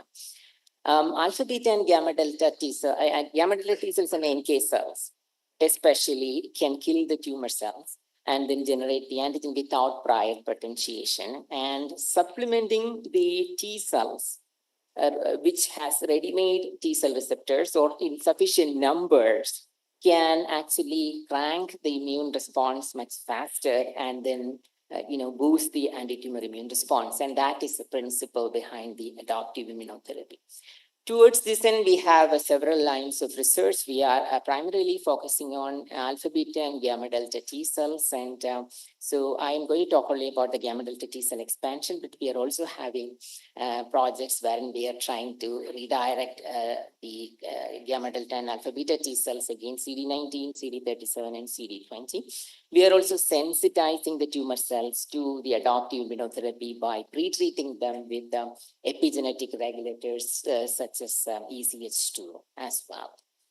So despite the progress in the field of CAR therapy, at least 60% of the patients responding patients are resistant to CAR therapy. So, what we found was that there are at least 24 versions of CAR configurations so far evolved to tackle the issue of the toxicity and relapse. And one of the approach again is to change the host cells to gamma delta or NK cells. So we initially, when we started, our goal was to develop a gamma delta T cell therapeutic protocol in India. And towards this end, we have developed a serum-free expansion protocol. So, like I mentioned, Jose already, detailed what gamma delta and alpha beta T cells are. So, very briefly, gamma delta T cells have multiple tumor sensors. It is not reliant on HLA, and therefore it can be used as an off-the-shelf therapeutic option. It has tissue-specific residency, that way it will reduce the toxicity, and the cytokine production is significantly lower compared to, let's say, alpha beta T cells that can sustain, that can reduce the toxicity effect. Apart from that, gamma delta T cells are innate and adaptive. It has innate functions such as, let's say, antigen presentation. It participate in the antibody-dependent cellular cytotoxicity and so on and so forth. But gamma delta T cells lacks the adaptive specificity and robustness of the alpha beta T cells, and the efficacy is relatively lower as such because the persistence of gamma delta T cells is relatively lower. So in the lab, we generate gamma delta T cells. We are focusing on gamma 9 delta 2 T cells, which is in a large chunk of which in the peripheral blood, unlike what Jose was mentioning about the delta 1 and delta 3, which is more in the tissues. So there is a protocol that is developed by a Japanese group using bisphosphonate, solid uronic acid, which is also FDA approved for the osteoporosis. So basically, the mevalonic pathway of the cholesterol metabolism is targeted, wherein the zoledronic acid, zoledronate, pamidronate, relendronate, inhibits the farnesyl pentenyl pyrophosphate synthase of the cholesterol metabolism, leading to the accumulation of the phosphoantigen, which will then alter the configurations of the butyrophilins. That altered configuration is then sensed by the delta 2 cells. So there is gamma delta 1 cells, which is more adaptive like, which has more antiviral functions. And it also can be activated by the NKG2D, for instance, or NKP33, and so on and so forth. So in our lab, we chose to expand the gamma delta T cells in serum-free media by pulsing the PBMCs with the zoledronic acid. In presence of interleukin-2, we will change the media every 2 days and then monitor the proliferation, phenotype, and anti-tumor functions and transduction efficiency after CAR transduction. So it has been demonstrated that interleukin-15 is essential, and 21, essential for the expansion of gamma delta T cells and NK cells. So especially to alter the gamma delta alpha beta ratio, because contaminating alpha beta T cells can cause graft versus host disease potentially, and it cannot be used in the allogenic settings. So what we observed was that although there was an increase in the total number of gamma delta T cells, and that again varies with the serum supplementation, interleukin-15 is not impacting neither the percentage or expansion potential of gamma delta T cells. So we chose to expand gamma delta T cells without interleukin-15, and what we found was that there is a significant enhancement of the gamma 9 positive, and vast majority of which, around 95% is the delta 2, which is achieving more than 80% purity by day 7, and then the non-lineage markers are significantly low, and we are enriching basically the CD27 negative, CD45RA positive gamma delta T cells. So these gamma delta T cells, when co-cultured with the target tumor cells, in this case the NAM6 cells, is killing the tumor cells, and the killing is increasing, when you co-culture it for a very long period of time, significantly, effectively clearing the tumor cells. So we pre-treated the tumor cells with zoledronic acid and found that there is a subtle increase in the interferon gamma production, as well as there is no much difference in degranulation, although the pre-treatment of the tumor cells with the zoledronic acid enhanced the cytotoxic capacity, and that varies across the donors, and we are investigating that. We believe that there are mechanisms beyond degranulation that could be specific to the donors. And for this reason, it is important to choose the right donor as a source for the effective gamma delta T cells. And one of our collaborators, Dr. Trent Spencer at Emory University, mentioned that college-going kids who regularly go for exercise, they have very high level of gamma delta T cells. And part of this could be due to exercise. And we chose to isolate gamma delta T cells from the marathon runners, and we found there is no difference in expansion toxicity or even NKG2D expression across these two. And we also could expand gamma delta T cells from the myeloma patients, and although the proliferation capacity is lower, the protocol is actually expanding the gamma delta T cells. This is around 40-fold in the patients versus 150-fold in the healthy donors, and we are also investigating the mechanism. So we put together a review wherein we were trying to investigate different patterns of CAR T cells as well as transduction methods. And we found that basically the co-stimulatory domains may not be required for CAR T cells to function. This is what is called a surface CAR, wherein the surface expressed CAR is sufficient for gamma delta T cells to kill. And the transduction is really challenging in gamma delta T cell, especially the lentiviral transduction, because the LDL receptors are significantly lower in gamma delta T cells, unlike alpha beta T cells. So we optimized a protocol for lentiviral transduction with right around 80 MFI with single transduction, because otherwise, the transduction efficiency is really lower. we also optimized a protocol using GFP for by electroporation, and now we can at least sustain the expression levels for 5 days. The idea here is that gamma delta doesn't persist for a very long period of time. And so even though the expression transcripts are also lower, it is not a permanent transfer of genes. That time is sufficient to kill the tumor cells. So the overall outlook is that for today's session is like immune cell therapy can reinstate imbalance in cancer immunosurveillance, and versatile immunity of gamma delta T cells can be augmented by the pre-treatment of tumor cells with zoledronic acid in a donor-dependent manner. So we are actually trying to develop a nanoparticle-based system to deliver zoledronic acid specifically to the tumor cells, and we have preliminary results in that. With this, I would like to thank Professor Chandrapas Narayana, Director of our institute, and the administration, and Dr. Alok Srivastava, who was our previous head of Center for Stem Cell Research, and my international collaborator, funding agencies, Indian Council of Medical Research, Lady Chatham Memorial Trust, and my collaborators, Royal Society. Thank you very much, and I'll be happy to take your questions. Thank you so much for the presentation. Now we are open to questions.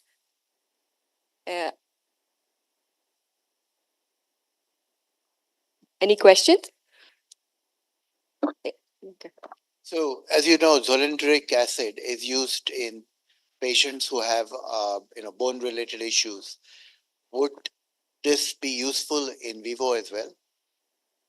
Yeah, there is also in vivo zoledronic acid therapy in order to enhance the gamma delta T cells in patients, but the toxicity is very high there. So that is why it is better to use in zoledronic acid ex vivo and then expand the gamma delta T cells and infuse them back. But the side effects in those patients, whether that is due to gamma delta T cells is not known. Yeah. Sunil, I have a question, let's say. So compared to the gamma delta, alpha beta T cell, the repertoire of the gamma delta T cell in the cancer patient is normally low. If I'm correct, the percentage of the alpha beta T cell over the gamma delta T cell is very low. So, and the problem with the gamma delta T cell, once you tweak them, activate them in a IL-2 dependent manner, they actually they release they push a lot of fibrotics immune pathways. So is there any way how we can control the gamma delta T cell activity and hand over the job to the alpha beta T cell? So from your analysis, is there any algorithm which we can follow to share the load of the tumor immunity from the alpha beta gamma delta to the alpha beta? Do you understand? Yeah, so I think you mean to say, like, basically the gamma delta T cell pathway can turn on certain fibrotic genes, and therefore it has certain other unknown effect. But it's part of the reason why gamma delta T cell number is really lower in the body. If you suddenly increase the gamma delta T cells, what will be the impact? So as such, like I mentioned, the gamma delta T cell doesn't persist for a long period of time. You need to infuse every 2 weeks. So you can control the infection. You can combine it with other therapeutics. And the other thing is you can clone the gamma 9 delta 2 TCR into alpha beta. It's called TEG. So that is another way by which you can utilize the HLA independency of gamma delta, but do not have the possible other side effects. But I think we need to really investigate the pathways that leads to the fibrotic genes. Okay, thank you. Yeah. Excellent talk, Dr. Martin. I'm just curious. I think zoledronic acid is also used to eliminate macrophages. We can take care of macrophages with that. So, is there any perspective on how you are modulating the gamma delta T cells with zoledronic acid? Is it known? I haven't heard your question. So yeah. So I'm just curious how zoledronic acid is modifying, or how it is leading to the reprogramming of the gamma delta T cell. Leading to how you are reprogramming the gamma delta T cells with the zoledronic acid. She means the interventional approaches which you might adopt for reprogramming gamma delta. Sonia, is it the way? Is it that the one you want to ask? How zoldonic acid is used Yes, to yes, for yes. reprogramming Because you gamma are seeing the effects in vitro. What I am seeing is that you are doing you are expanding the PBMCs in vitro right now. So, Yeah. how do you think zoldonic acid is contributing to that process?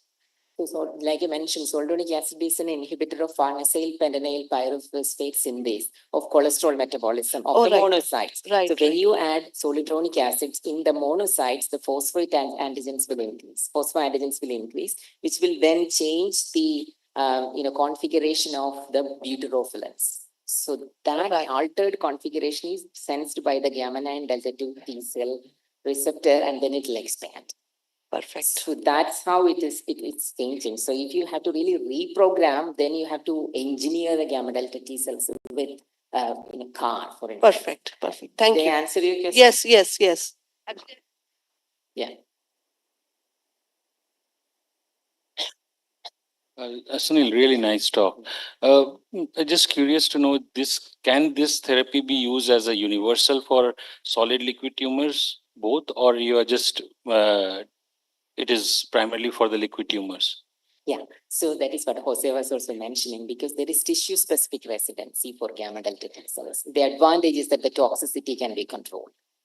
So in the peripheral blood, vast majority of the gamma delta T cells are gamma 9 delta T cells, which has innate anti-tumor functions. But in the solid tumors, it can be delta 1 or delta 3, depends on the organ. So in the lung, seems like it is delta 3. And then but then otherwise it can be used across individuals because it is HLA independent. So it means that there is a tissue specificity. Yeah. Right. So when you induce this with hyaluronic acid, have you checked the different tissue specific gamma delta T cells also increasing? That is already done. This work was done for several years ago. So my job was actually to expand the gamma delta T cells to develop a protocol for clinical translation in blood malignancies.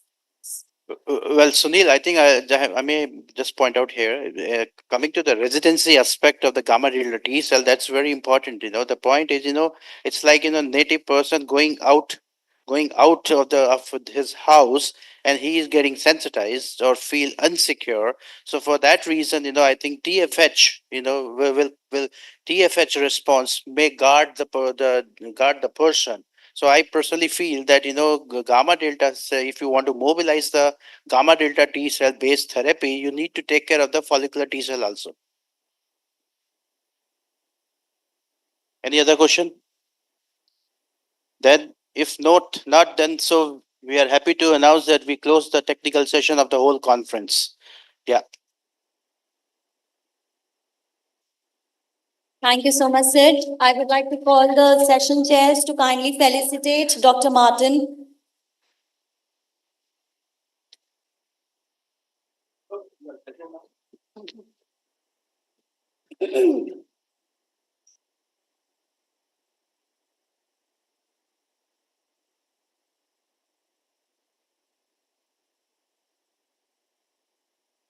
I would like to request Dr. Pore to come on stage and thank our session chair, Dr. Swati, with a small token of appreciation. Dr. Pore.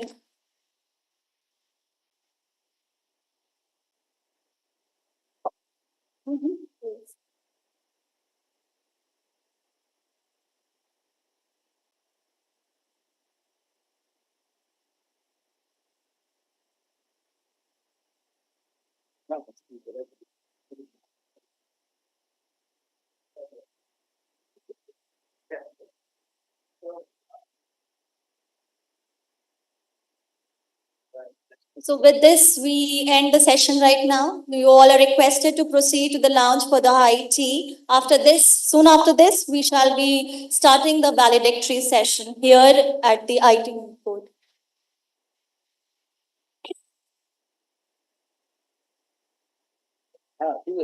Yeah. So, sorry, bit update. Vivek, there's a correction. So anybody now people are free to go for the high tea or wherever if they want to go around the campus. So we reassemble here at 2 o'clock sharp for the valedictory, and this will be followed by the poster award, oral award, and many others. So it will be during the valedictory from 2 o'clock onward. So reassemble here at 2 o'clock. Yeah, sure. Now they are free. Yeah. So the lunch, yes, post lunch, yes, 2 o'clock. Yeah, lunch is now it's free, whether high tea or lunch. So lunch will be ready by 1 o'clock. 1 o'clock. So we assemble sharp at 2 o'clock. Enjoy.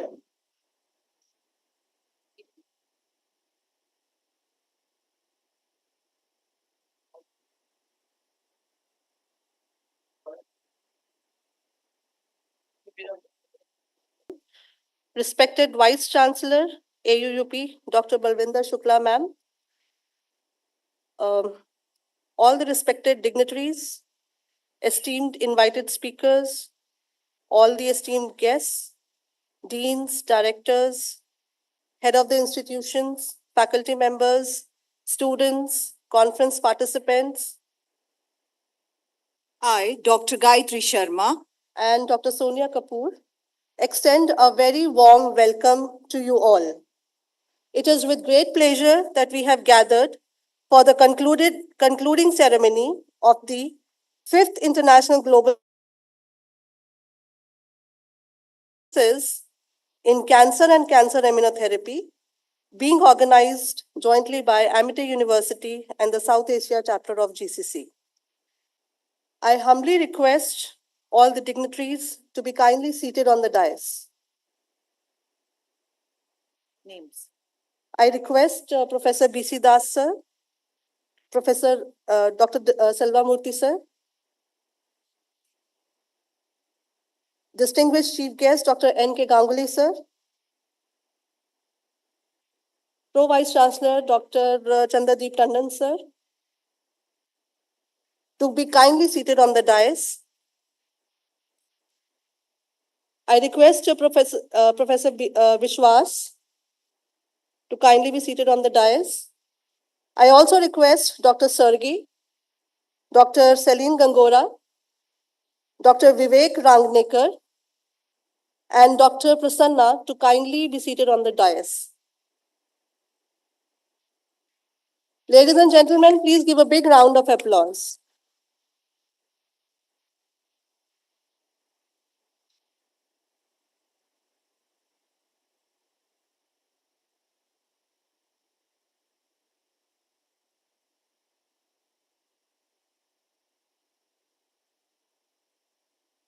I request Dr. Hridesh Prakash to kindly join on the dais.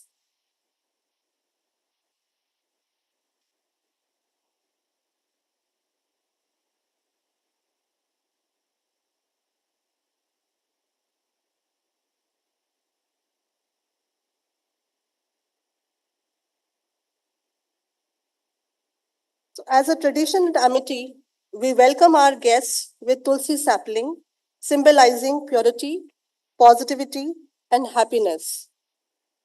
May I request Professor B.C. Das sir to present the Tulsi sapling to Dr. N.K. Ganguly sir.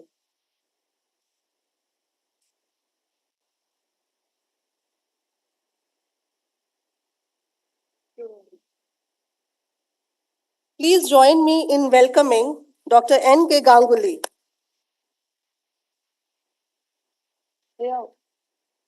I request Dr. Chandradeep Tandon sir to present the Tulsi sapling to Dr. Vivek M. Rangnekar.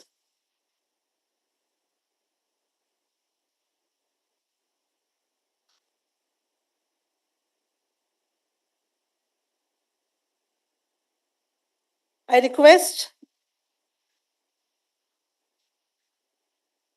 W. Selvamurthy sir to present the Tulsi sapling to Dr. Prasanna Venkatraman.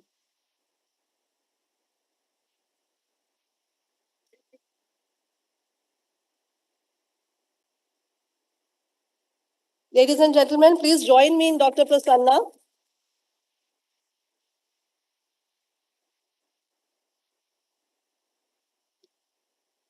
I request Dr. Hidesh Prakash to present the Tulsi sapling to Dr. Sergey.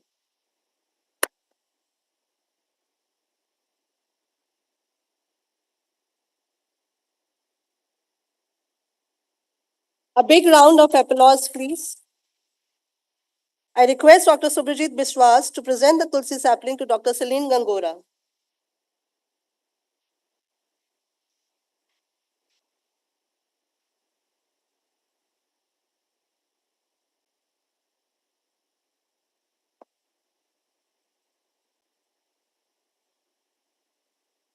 Thank you all. Kindly be seated.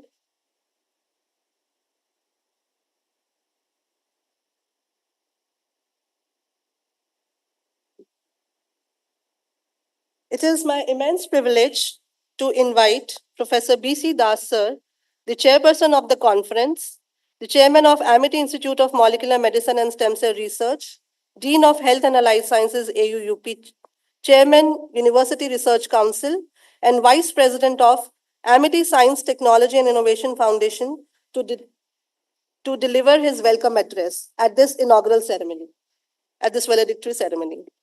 Sir.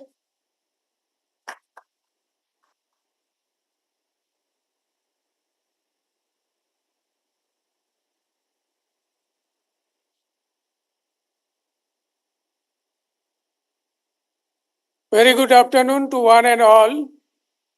At the outset, I extend my heartiest welcome to the validity function of the 5th Global Cancer Consortium sponsored international conference on advances in cancer and cancer immunotherapy at Amity University, Noida. After we started on 29th January, and now today is 31st. We have 3 days conference, and before that, we had 1 day, 1 day workshop, that is immunopharmacology on immunopharmacology, and it is after the 4 days journey, we have now reached at the end of the conferences, and before I speak few words, so on behalf of my most respected and a great visionary founder president, Dr. Ashok K. Chauhan, and our dynamic chancellor, Dr. Atul Chauhan, and our vice chancellor, honorable vice chancellor, Professor Dr. Balvinder Shukla, and on behalf of the whole of Amity fraternity and the students and faculty, I welcome everybody and all the speakers, invited speakers and other speakers to this concluding day of this conference, this GCC sponsored this Advances in Cancer Research, Cancer and Cancer Immunotherapy conference. I welcome you for this valedictory function. And first of all, I welcome our the honorable and esteemed chief guest of the day for this valedictory function, Professor Dr. N.K. Ganguly, sir, who was my mentor and teacher and whatnot. And just now I was coming to this hall, somebody uttered that he is a moving encyclopedia. So this is Dr. Singh, Professor Singh.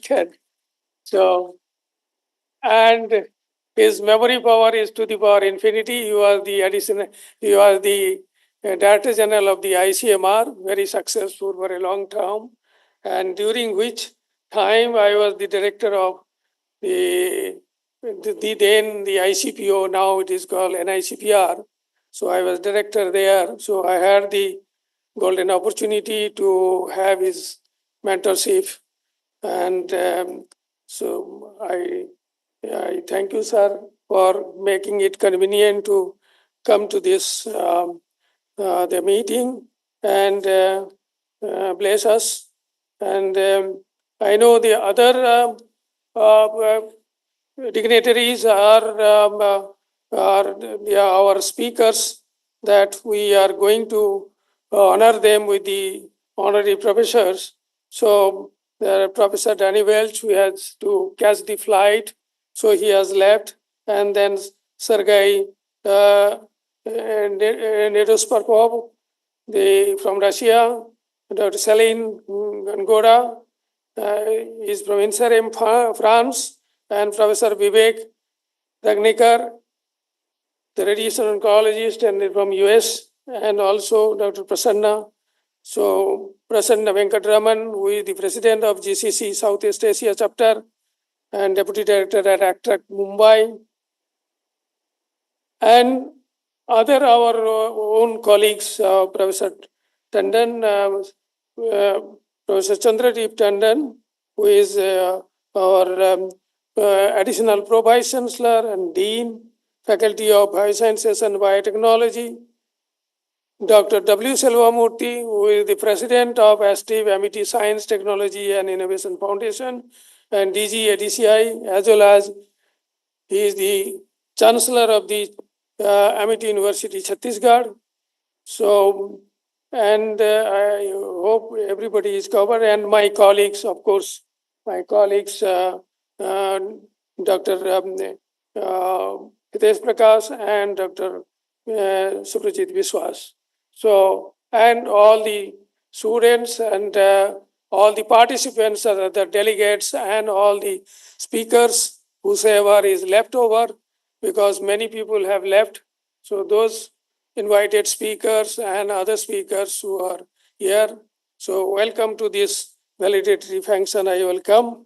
And I hope the last 3 days or the other 4 days, those who are also attended the workshop and then followed by conference, I wish you have had a good time to have the interactions with the various experts.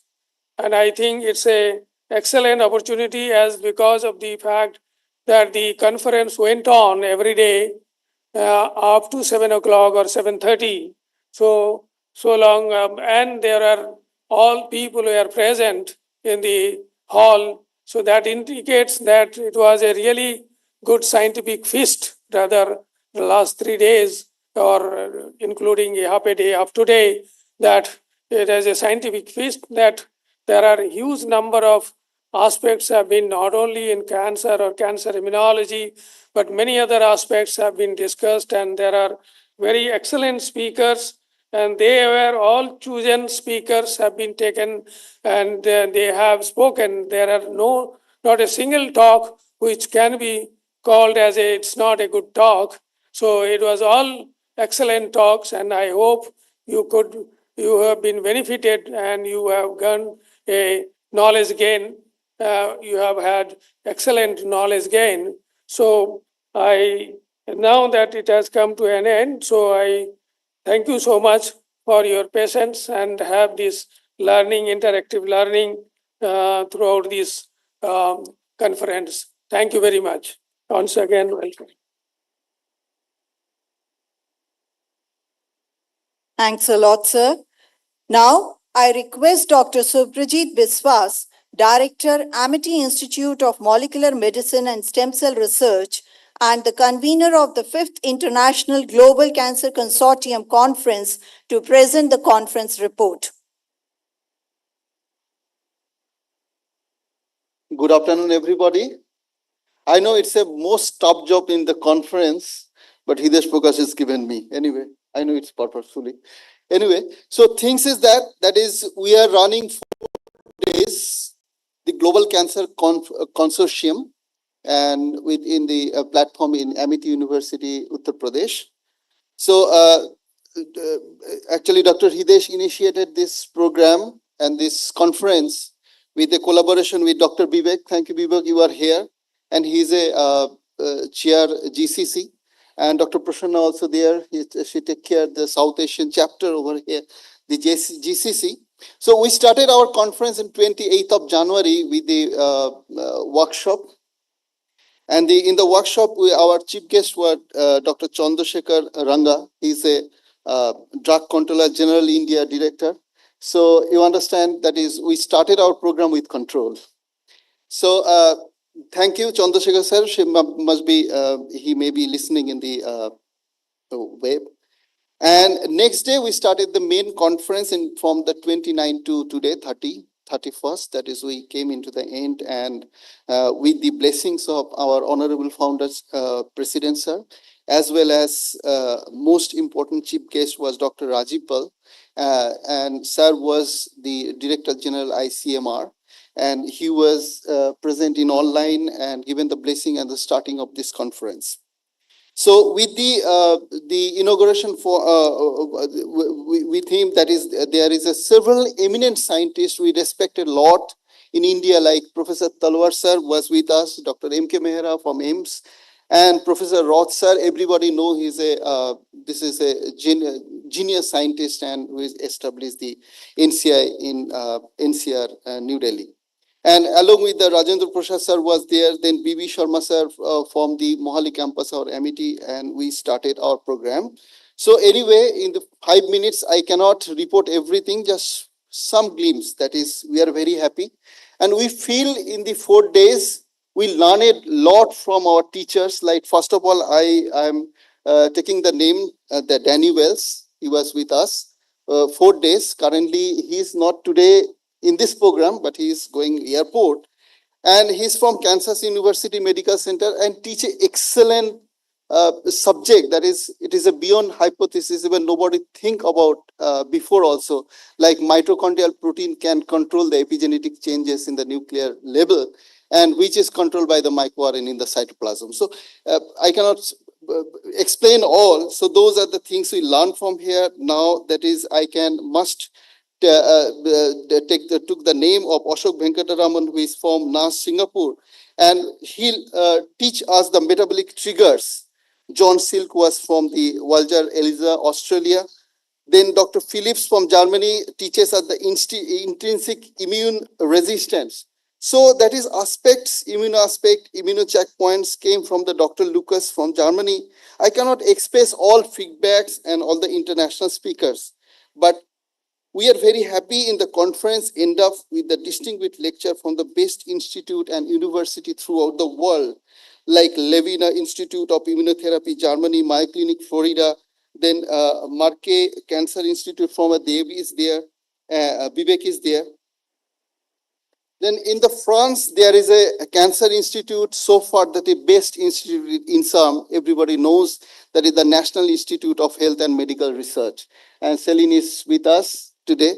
Thank you, Celine. And this is evocating talk from your side, modulation of T cells, as well as the cell-based therapy and immunotherapy is an important aspect. And from the company and very famous guy, that is Dr. Sanjeev Gautam from AstraZeneca, and from Gettysburg, USA, he elaborates how we can modulate the immune cells for the cell-based therapy. Dr. Sergey with us, and he's from the Angeland Institute of Medical Biology, Moscow, Russia. And we have learned a lot of things from him in the several discussions. Apart from the international speakers, there is a distinguished national speakers with us. In front of Dr. Sushantada is with us, and we learned a lot. Thank you, Sushantada. And Dr. Amit Datta has tempted us regarding the excellent in the research on the clinical based on the Mumbai Trek. Dr. Gaurik Shankar, Professor Shormiladi with us, Daman Sholija ma'am with us in this program. So it's a huge number of the speakers, national and international, and it's a 3-day platform. I think we learn a lot, and who have not learned, that is the mistake. Anyway, first another things I want to say, that is in the poster, you can see that Dr. Malhotra, Hemant Malhotra, he is not with us, but in the same time from today only, another conference is running in the immuno-oncology in Bhubaneswar. So somehow we miss some of the audience and some speakers over there. So that is, I want to point out, definitely when I meet Malhotra, I will tell next time merge these two programs with Amity University. Thank you. I'll not take too much time. I have all respect and thankful to all of you who are listening here. And I have not taken the name of everybody, maybe. So it's not possible within 5 minutes. Thank you very much. So this is so far that is brief report from the conference side. Thank you.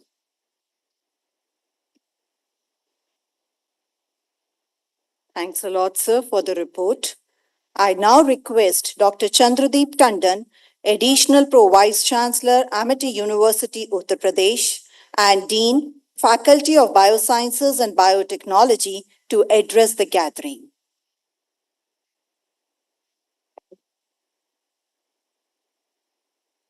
Thank you so much. Most respected Founder President, sir, Honorable Chancellor, sir, respected Vice Chancellor, Madam, respected Professor Ganguly. Professor Ganguly, sir, namaskar. Dr. Das mentioned that he is, mentor and teacher for Dr. Das. Dr. Das is very senior to me, but let me tell you, Dr. Ganguly, I met first time when I was just 23 years old. How old am I now today? I will not reveal. That is anybody's guess. But I was 23 years old when I met him for the first time, and he has been a great teacher and a mentor, right from 23 years. Today also, when I met him, I always seek his blessing because he can tell me few things which I will not be able to learn from textbooks or even journal research papers. Thank you so much, sir, for that. Respected Dr. Silamurthy and all dignitaries, Dr. Prasanna, Dr. Vivek, Dr. Sergey, Dr. Welch is already, I guess, on board, Professor Celine.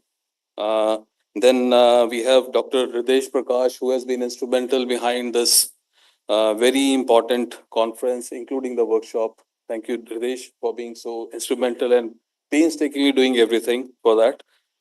I would also like to, definitely acknowledge there are lots of people who have been working behind the scenes, and those are the students, the various faculty members, and also my regards to Dr. Amitabh Mukhopadhyay, who is here, Dr. Nagpal, Dr. Singh, Dr. Neeraj, and everyone, Dr. Abhijit.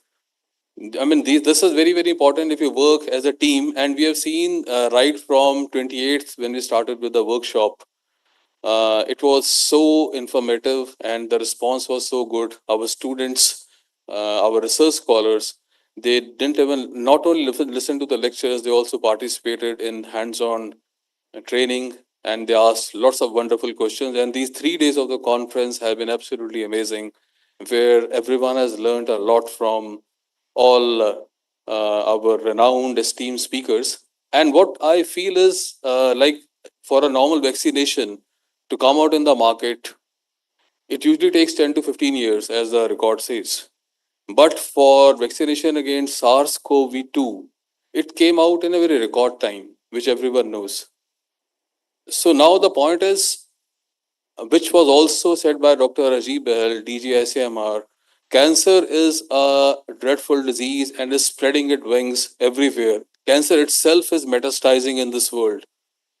So if a concerted effort by a very focused effort in a mission mode by a select group of scientists across the world is done in this field, I guess we are pretty sure the day is not far. As Dr. Silamurthy sir always says, it's not only allopathic, but Ayush, Ayurveda, Unani, homeopathy, Siddha. If all these systems of medicines are also involved in looking for a cure for cancer, the day is not far. Then the world will be relieved. Cancer se world mukt ho jayega. With that, thank you so much.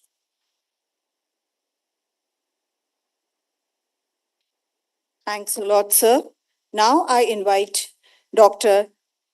Silvamurthy, President of Amity Institute, Amity Science, Technology and Innovation Foundation, Director General for Amity Directorate of Science and Innovation, and also a Chancellor of Amity University, Chhattisgarh, to address the gathering. Over to you, sir.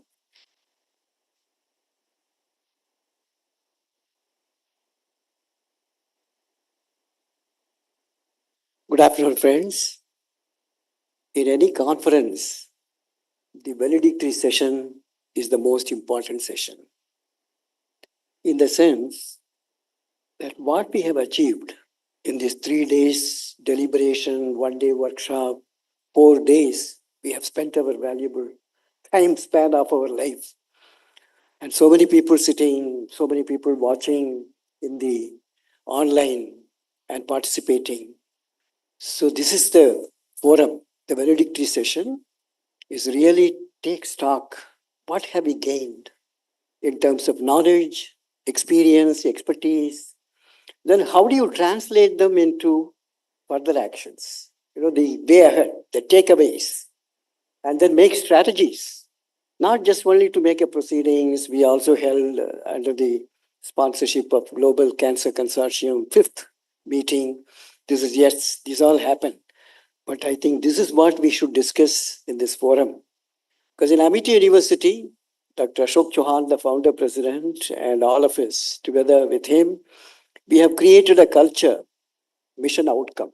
Whatever we do, because our life is precious, every moment is precious. So what is the outcome from this conference? The 3 days deliberation, 1 day workshop. This is what we should be deliberating in this. The thanking, expressing gratitude is all part of that, and appreciating. But I would request all of us to focus in our deliberations what we want to do further. That is what I will just ignite the discussion on that direction, because ultimately that is the most important when you organize such event, and which is very, very important. Founder President has attached a lot of significance for this conference. He has spent a lot of time watching almost all sessions online, sitting in his office, and also running parallelly the other duties and keeping another screen for this Cancer Consortium conference. So that is why, he has attached tremendous importance.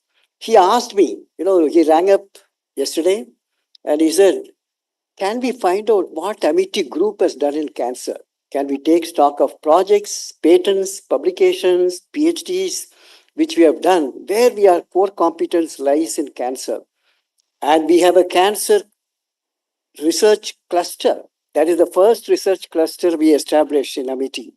So that shows the importance, cancer research cluster, because we have experts in other 12 universities also, besides Amity University, Uttar Pradesh. So we wanted to network all this force as a force multiplier. So we created a cancer research cluster, which is very, very active. And then we wanted to connect each other so that some strength available in Haryana campus, Chhattisgarh campus, or Bombay campus, how do you bring them on board to bring synergy?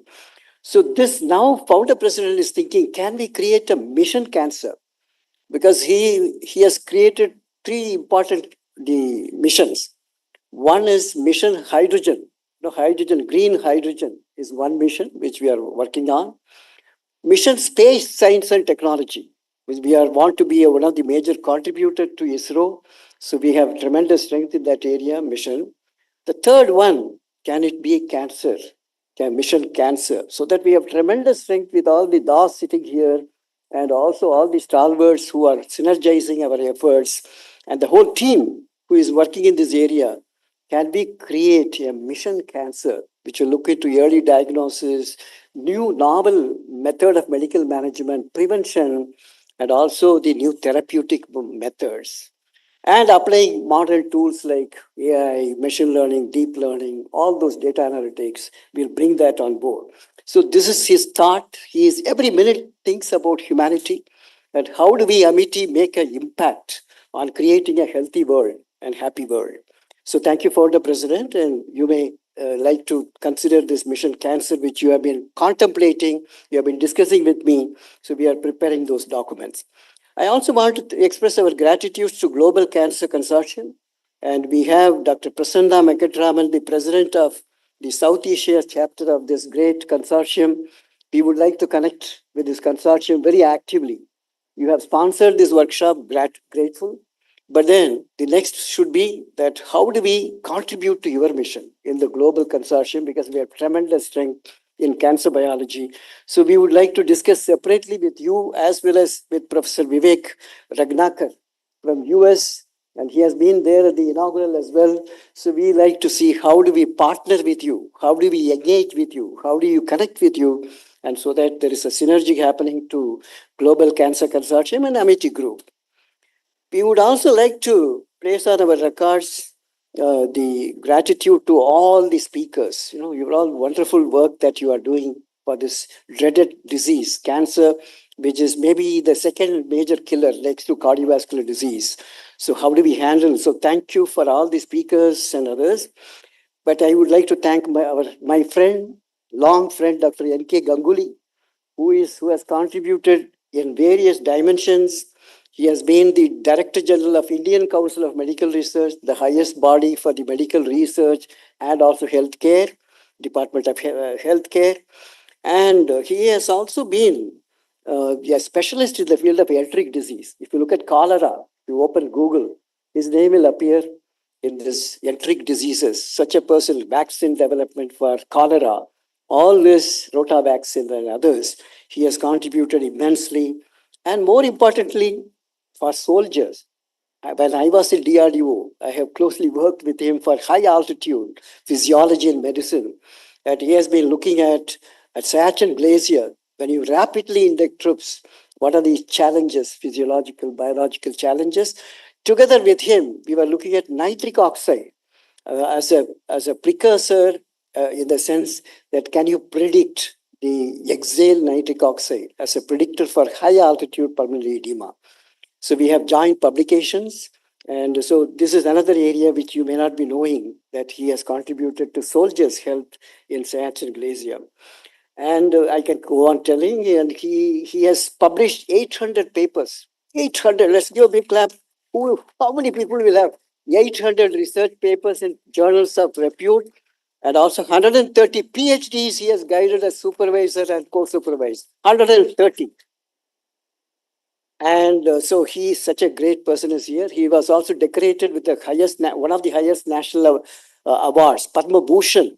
He's a Padma Bhushan, Dr. N.K. Ganguly. So thank you, sir, for being a chief guest over here. Now coming to the last message, carry home message from my speech would be, let us look at a roadmap. Does this conference, even though you may be preparing a report, who all spoke what and all. But I would like to synthesize a knowledge out of that proceedings. What is the way ahead? What is that we learned? And then from there, where do we move? So this is where my suggestion would be that thematic working groups. Let us make thematic working groups in which early diagnosis, biomarkers, and AI application for prediction of susceptibility. So like that, I'm just giving some thoughts. So let us create working groups for early diagnosis, one of the major problem. Then prevention. How do we prevent instead of only treating? Can we prevent chemo prevention? What kind of diet? Once you know the susceptibility, how do you prevent cancer? So let us have another group looking at prevention of cancer. Then the third would be to look at the new therapeutics. Now, immunotherapy was discussed at great length here. It has got its own limitations as well. So let us look at it. How do we refine the challenges in immunotherapy or CAR T-cell therapy for the cancer treatment? So let us refine this. So that could be a novel or new methods of medical management and therapies. We can look at that as another working group. Then let us prepare also a status paper. Where do we stand? If it is breast cancer or cancer cervix, and cancer cervix, I should remember Das. Das is, we call him father of HPV in the country. He worked with the Nobel laureate in Germany who found out the human papilloma virus, which causes cancer cervix. And he brought that here. And even in our vaccine, which has been developed for HPV, his signature is also there. So thank you, Dr. Das. Let's clap for this great man who is an icon in the field of cancer biology in India. And so this is another area where we should look at. Then we may also look at artificial intelligence, machine learning, deep learning, and the other tools, data analytics. How do we create a working group to see how we can employ for diagnosis and also looking at new therapeutic modalities? The last working group could be that can we have an integrative medicine where a patient can be looked at through CT scan, MRI, X-rays, PET, positron emission tomography, look at early diagnosis, And then has an option, whether I want to go for Ayurveda, Siddha, Unani, or a combination of allopathic and this. So we should create an integrative medicine group, which we should look at this. So these are some thoughts I thought I'll share with you. So let the deliberations from all those speakers who are going to speak now, and maybe some from the floor, maybe some suggestions can come from floor, that what we need to do further. Where do we go from here? So that will make the conference more meaningful, result oriented, and outcome oriented. So this is the message I wanted to share with you in my address. Thank you very much. I enjoyed every presentation. Thanks a lot, sir, for sharing your message and addressing it with the audience. Now I invite Dr. Vivek Rangnekar, founding chair of Global Cancer Consortium, to share his thoughts about the conference. Good afternoon. I'd like to reiterate and echo all the comments, sentiments, as well as the exciting remarks that were made by the previous speakers before me. And on behalf of the Global Cancer Consortium, I'd like to express my gratitude and appreciation for hosting this conference, to the leadership of Amity University, as well as to the organizing committee, and to Dr. Hridesh Prakash in particular for his tireless efforts in making this conference possible.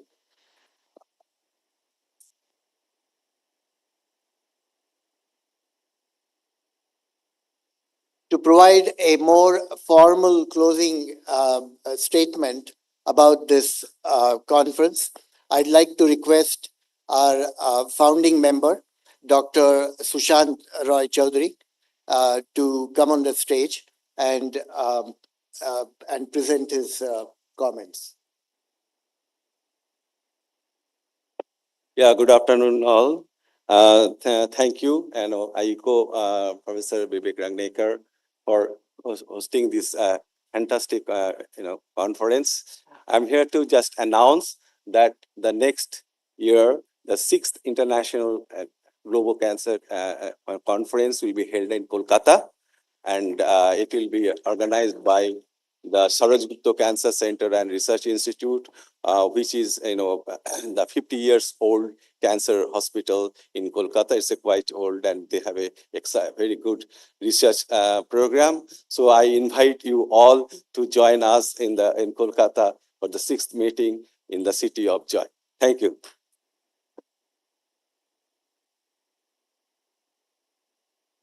Thank you.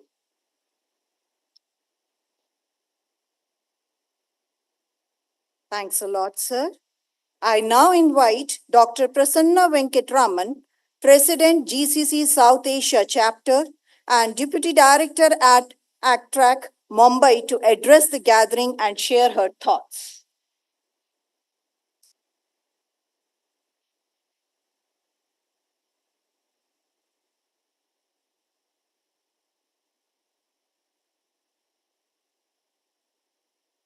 Good evening, everyone, and my greetings to all the dignitaries on the stage, and congratulations to the administration for pulling off an excellent conference under the umbrella of GCC. And I thank all the people who were in the front and who were behind the scenes working together to make this grand success. And we are also thankful to all the speakers who came as part of the GCC South Asia chapter to come and deliver talks here upon invitation by the Amity University. So one of the aims of the Global Cancer Consortium is to be able to connect with scientists, clinicians, and teachers across the world who are all interested in cancer research and trying to make a difference.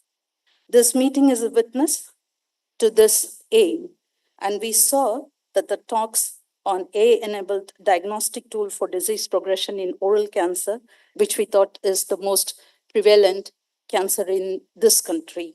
We could take lessons from there to see how you can make efficient diagnostic tools and use modern technology for non-invasive diagnosis or the progression of cancer.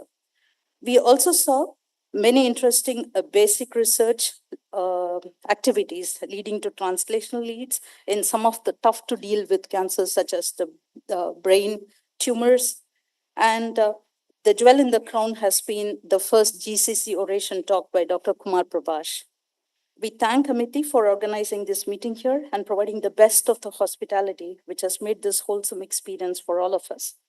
The fifth GCC conference, held in this beautiful and magnificent setting of Amity University on a topic that is super hot, is like a fairy tale unfolding, and it is heartening to see the term curing cancer being added to the dictionary of cancer research. And this setting, this is my first visit to Amity University, and I find this as a quad in Harvard Medical School in the Longwood campus.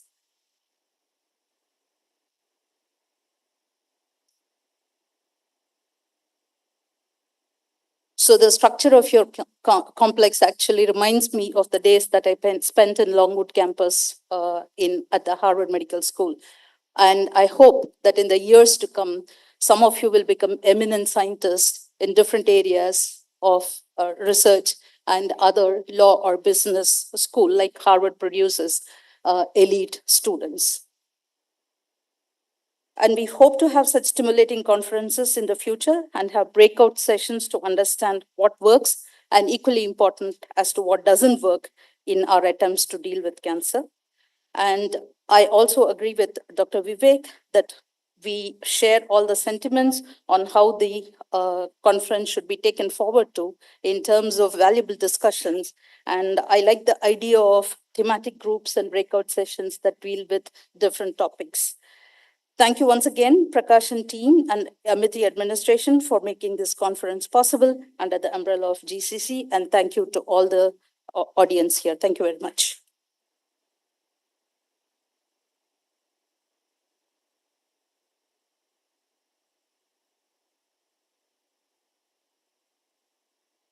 Our Vice Chancellor ma'am is with us. I will request Dr. Balwinder Shukla to address the audience. Dr. Shukla is a PhD from Queen's University, UK, and has over 3 decades of... Thank you, ma'am. Most respected Honorable Founder President, Sir, Honorable Chancellor, our very esteemed Honorable Chief Guest, Dr. N.K. Ganguly ji, the former Director General ICMR, Government of India, our very special, the guest, the partner, and my colleagues on the dais, esteemed guests, and the participants. What a wonderful 4 days, starting with the pre-conference workshop and the 3 days intense discussions in various sessions during the 5th International Global Cancer Consortium Conference on the Advances in Cancer and Cancer Immunotherapy. And these 3 days of the conference, I have been getting the feedback from participants from a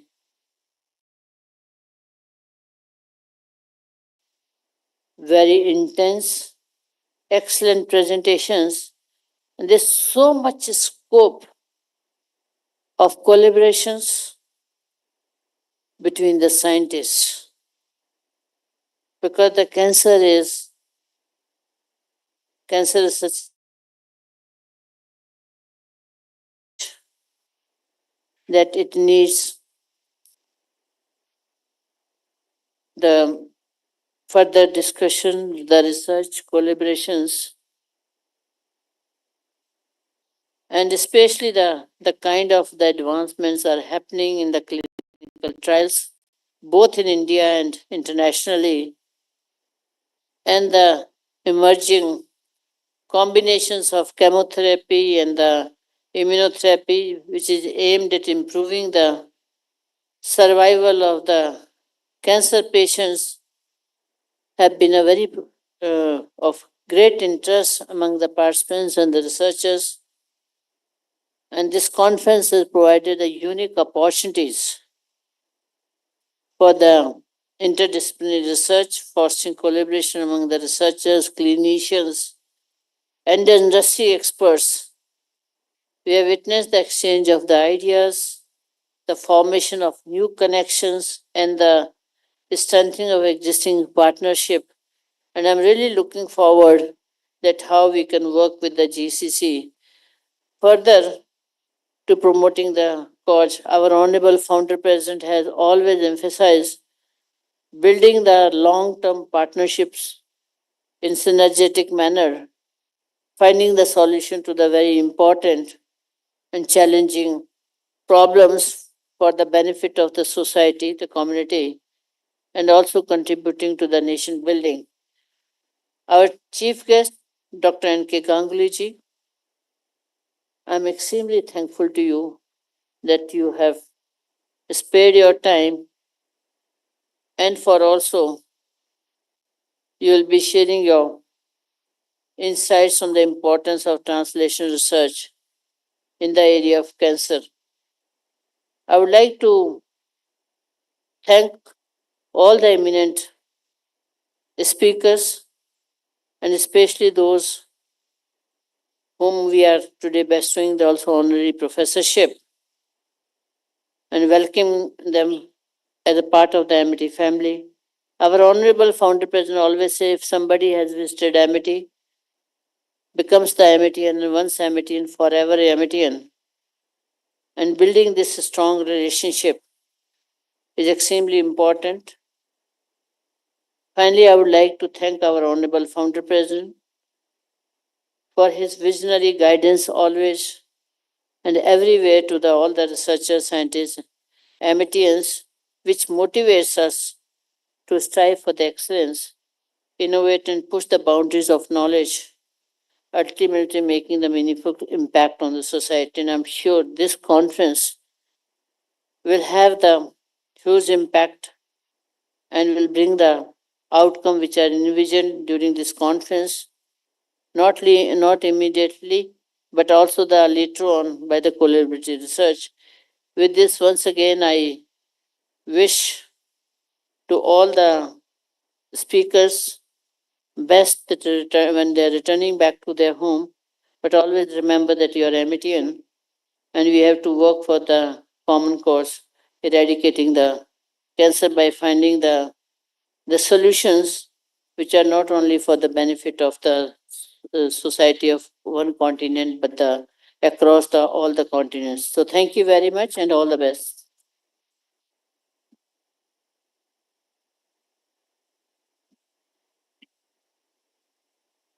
Thank you so much, ma'am. Thank you for your encouragement, your guidance, your blessings, and for always motivating us. Amity University aims to recognize the achievements and contributions of scientists and academicians across the globe. We aim to honor the great contribution towards the country's research and development.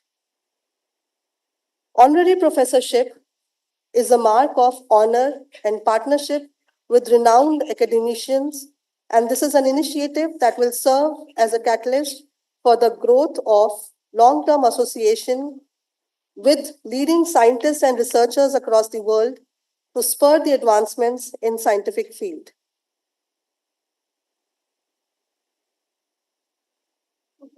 Today we have with us Professor Sergey Nedospasov.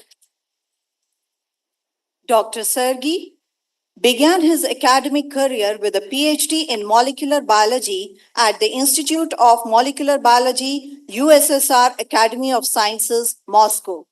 In 1999, he became professor and the head of Laboratory of Molecular Immunology at Anglet Institute of Molecular Biology, Moscow. Amity University honor confers upon Professor Sergey Nedospasov the title of Honorary Professor at Amity Center for Translational Research and Amity Institute of Molecular Medicine and Stem Cell Research. Continue. Dr. Sergey since 2000 has served as an international research scholar with Howard Hughes Medical Institute, focusing on parasitology and infectious diseases. He is an elected associate member of the Russian Academy of Sciences in 2003. In 2005, he received Humboldt Award. Dr. Sergey has directed the Onco-Immunology Program and the Molecular Immunology Graduate Program at Moscow State University and the Russian Academy of Sciences since 2000 and 2005 respectively. His research explores innate immunity, cytokine functions, genetic predisposition to diseases, cancer antigens, transcriptional regulation, and knockout technology. Ladies and gentlemen, please give a big round of applause in honoring Professor Sergey Nadospasov.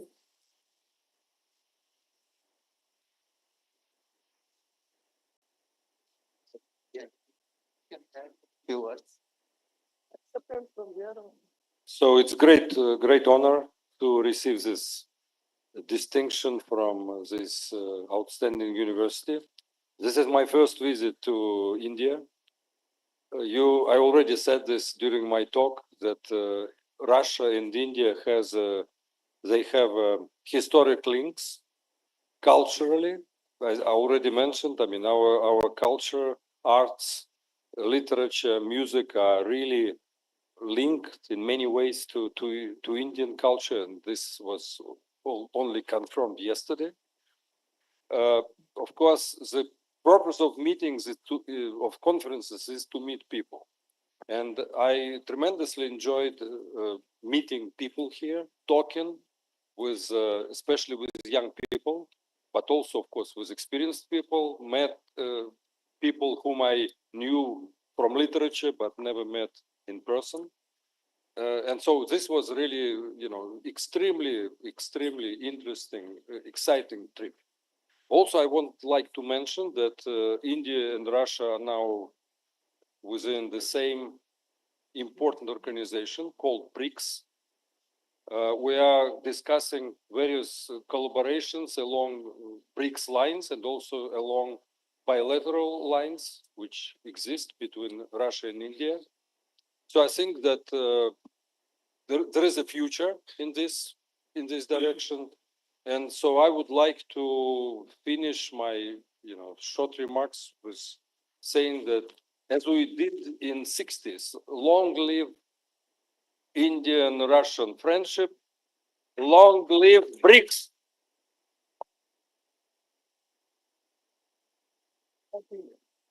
Thank you, Professor Sergey, to accept the title. We are very honored, sir. We have with us Professor Céline Gangora in France. Amity University, Uttar Pradesh, with full honor, confers upon Professor Céline Gangora the title of Honorary Professor at Amity Institute of Molecular Medicine and Stem Cell Research. Dr. Céline Gangora is a CNRS Research Director and the heads Drug Resistance and New Cancer Therapies team at Multiple Cancer Research Institute. After completing her PhD in cellular and molecular biology, she went for a postdoctoral fellowship in the USA at the prestigious NIH laboratory. On her return to France, she worked on colorectal cancer and in particular on chemotherapy resistance. Today, her research focuses on solid cancers, in particular digestive cancers and urological cancers. She aims to develop new therapeutic strategies to overcome resistance to anti-cancer drugs. The aim of this work is to carry out research that can rapidly benefit patients and therefore to aim clinical trials thanks to the interdisciplinary team of which includes researchers, pharmacists, physicians, and biologists in her team. I request Professor Gangora to kindly accept the title.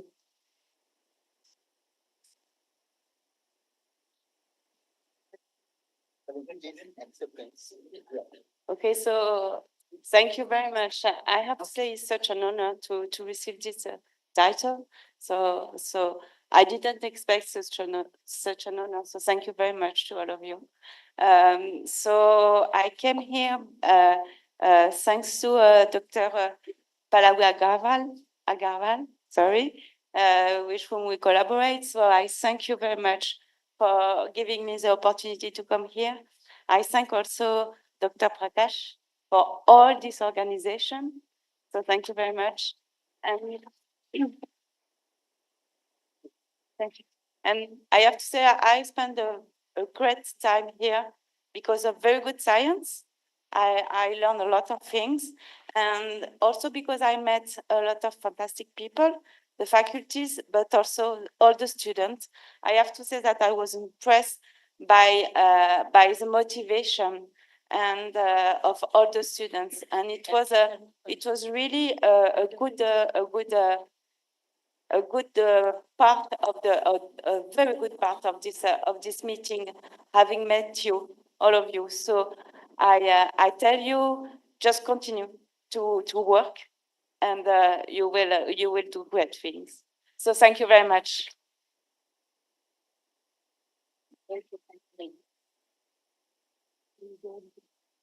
Thank you, Professor Salim.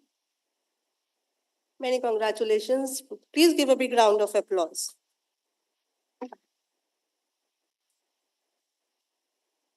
We also have with us Professor Vivek Rangnekar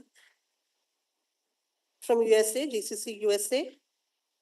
Amity University, Uttar Pradesh, will full honor confers upon Professor Vivek Rangnekar the title of Honorary Professor at Amity Institute of Molecular Medicine and Stem Cell Research and Amity Center for Translational Research.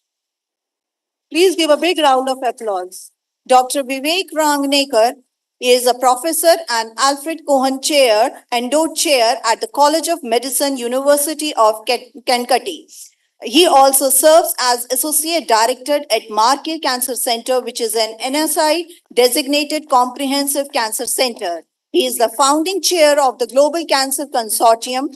He has over 30 years of research experience in cancer, and his research laboratory was the first one to discover PAR4 tumor suppressor gene in 1993 and advanced PAR4 PAWR research from the bench to the clinical trials. He has served on numerous DoD grants review panels, NCI study sections in the United States, and as a reviewer for a number of funding agencies in Europe. He has received continuous funding from NIH for over 30 years. He has received Vocational Excellence Award for innovative research from Rotary International.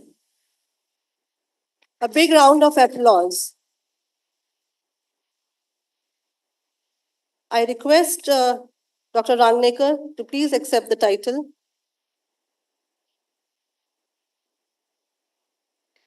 I'm truly honored by this professorship, and I look forward to a long-lasting partnership with Amity University and all its students and faculty. Thank you.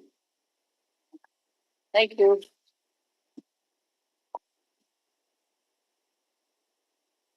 I take this opportunity to announce that Amity University, Uttar Pradesh, with full honor, confers upon Professor Denny Welsh, University of Kansas, the title of Honorary Professor at Amity Institute of Biotechnology, but he could not be here today for taking this title.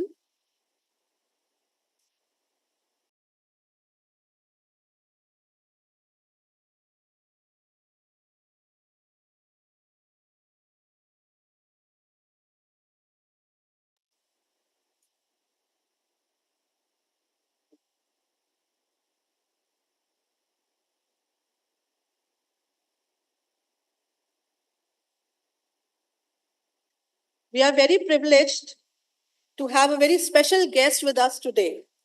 Dr. Nirmal Kumar Ganguly, the former Director General, Indian Council of Medical Research, New Delhi, former Director, PGIMR, Chandigarh, and former Director, National Institute of Biologicals, Noida, Professor, Department of Biotechnology, Government of India, He was formerly president of Jawaharlal Institute of JIPMER. Professor Ganguly has published more than 775 research papers and has supervised 130 PhD theses as co-supervisor. His major areas of research have been tropical diseases, cardiovascular diseases, diarrheal diseases. Professor Ganguly is Fellow, Imperial College, Faculty of Medicine, London, Royal College of Pathologists, London, International Academy of Cardiovascular Sciences, Canada, the Third World Academy of Sciences, Italy, and the International Medical Sciences Academy, New Delhi.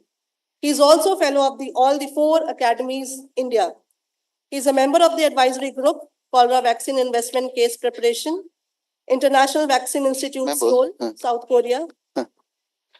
Sir, before this Ganguly's talk, actually, there is one declaration, Danny Wells, Professor. Yeah. So we announced. We announced. Okay. We have announced he has been conferred the honorary professorship at Amity Institute of Bio. Danny Wells, actually, he also. So And he has been listening to the his endowment, and we thank him for the acceptance. okay, great. Thank you. Sir Ganguly, sir. I humbly invite Dr. Ganguly to kindly address the gathering. Sir is our encyclopedia. Dr. Chauhan, the Chancellor of this organization, Dr. Shukla was the Vice Chancellor, Dr. Salvamurthy, very distinguished President of the Innovation Center over here, Dr. Das, who established the Department of Molecular Medicine over here, Dr. Tandon, Dr. Subrojit, who used to teach me stellate cells when I was in ILBS.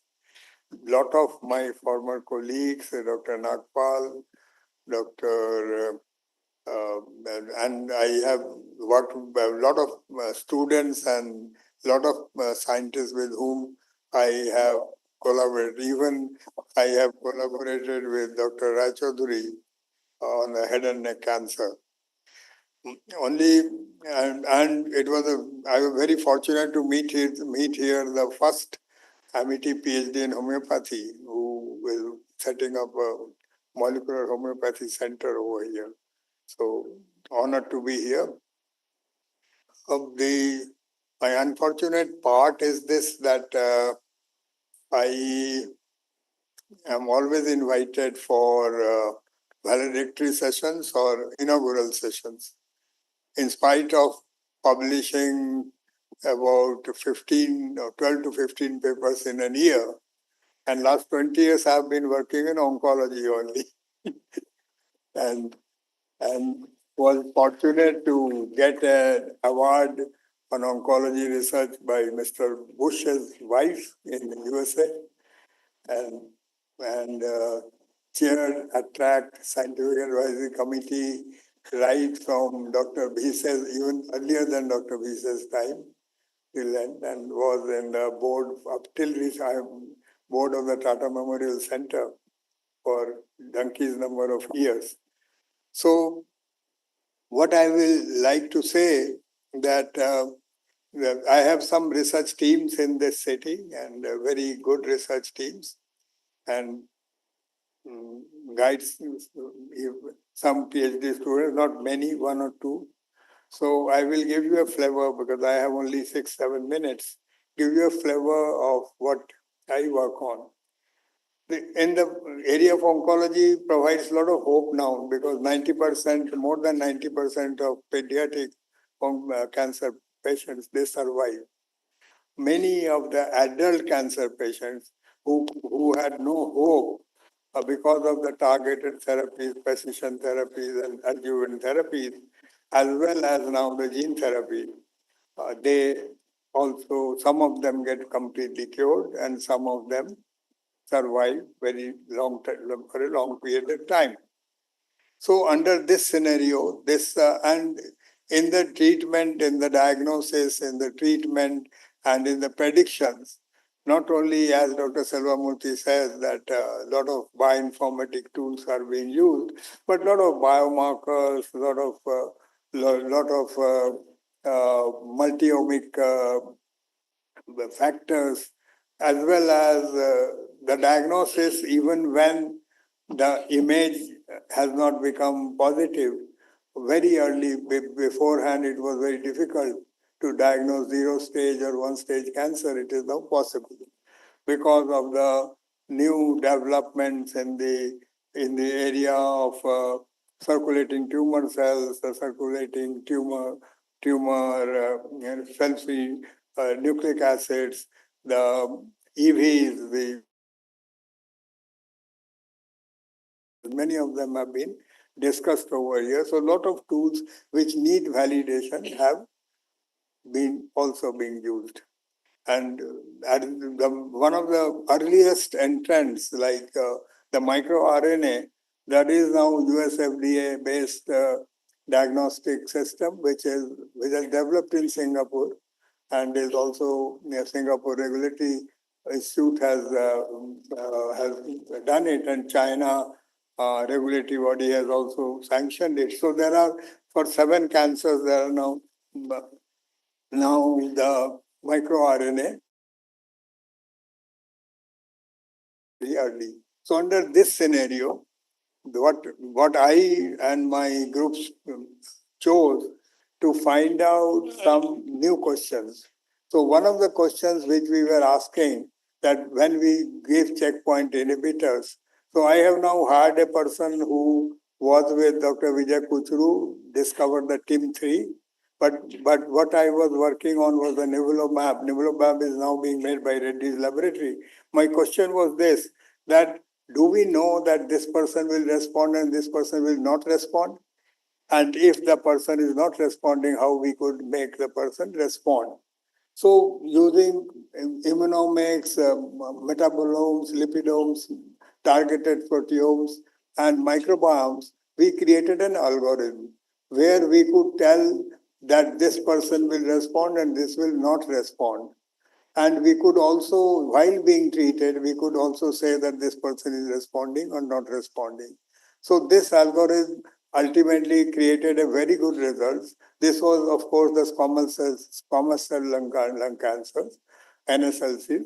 So here, the persons who came out that they will respond, about 80% of them now living more than 5 years. So this is the power of the tools if you use them, and you could find them. Another thing which our group did, we identified a molecule. This is known as desmocollin 3.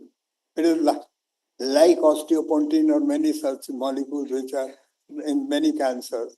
But desmocollin 3 in some of the cancers, along with the TIL, we have identified an adjuvant which produces excellent result. This particular drug is now in the market. This was discovered by me, and this particular drug is now in the market, and it is available in India market. Not many people, of course, are using it as it was desired, but we have now an NIH grant, and we are trying to do something tried in US, and if it succeeds, it will perhaps, we will find better. One more area which our group is working is on the gliomas. And we have identified, and this has been patented also, a system where glioma could be identified very early. And we, out of the 30 genes which we identified from the EV in the glioma, we have identified a target. We have also identified some small molecules and the delivery system through spions. And this is also moving very nicely. And this is now being used in our clinics in Sir Gangaram Hospital. The same thing, similar thing was done for the meningioma, but there is nothing very important in meningioma. Only thing we could find out that after you operate on meningioma, you cannot take it out. So sometimes it starts coming back. So our results show that when it starts coming back, we could predict that it is coming back. The two last minutes which I want to give was one that in the pancreatic cancers, which is very difficult to diagnose early and very difficult to treat because of the matrix, which is a very thick matrix. Apart that particular part we are trying to solve, that how do we penetrate this matrix?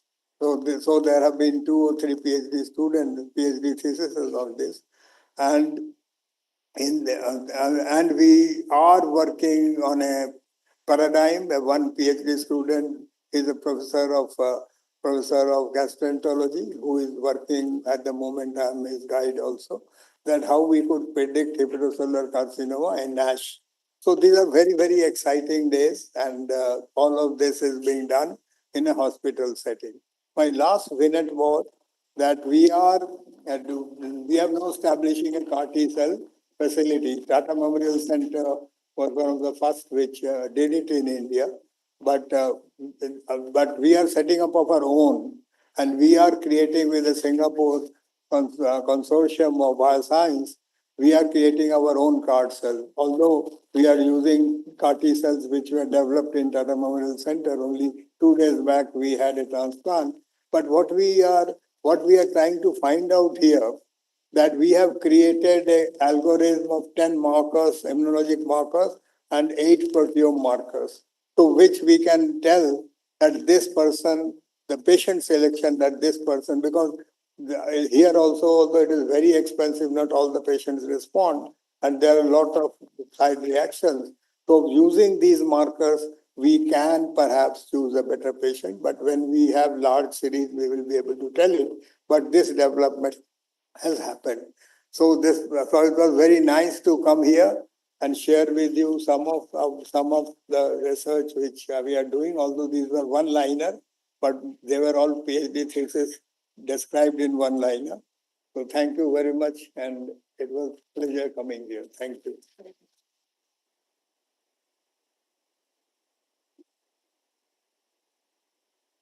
Thanks a lot, sir. Thank you for gracing the occasion. I now request Dr. Silvamurthy and all the dignitaries present on the dais to come step forward and felicitate our distinguished guest, Dr. N.K. Ganguly.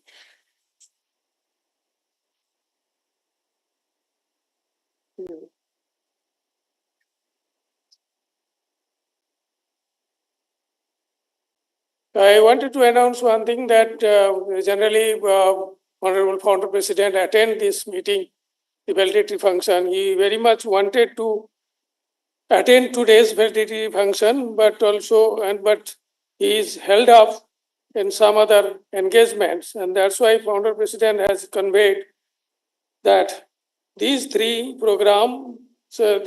days program was of great importance, and Founder President would have a meeting soon to make way ahead with the selected scientists from the MIT and also from other institutions of the country and from our show. And Founder President very much appreciates and expresses his gratitude for all who contributed for the success of this program or this conference to convey some the. So he has conveyed his greetings and all the gratitude, because he could not attend because of the some other engagement. He was held up with that. So thank you very much. Thank you, Founder President. And the President, sir.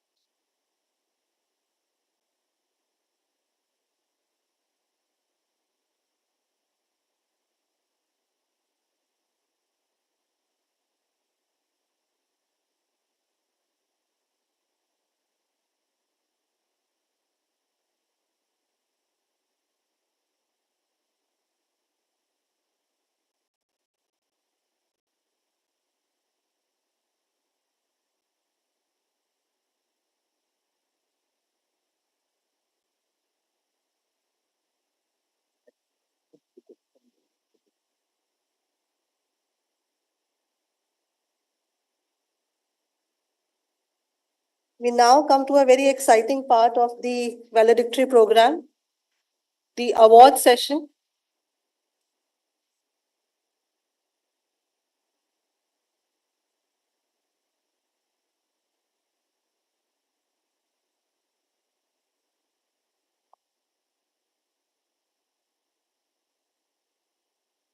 We first announce the awards in the category of oral presentation. So there were a total of 12 presentations, which were evaluated by 3 independent evaluators. And the prize comprises of cash prize and the certificate. I request W. Selvamurthy sir, Chandradeep Tandon sir, and all the dignitaries on the dais to present the awards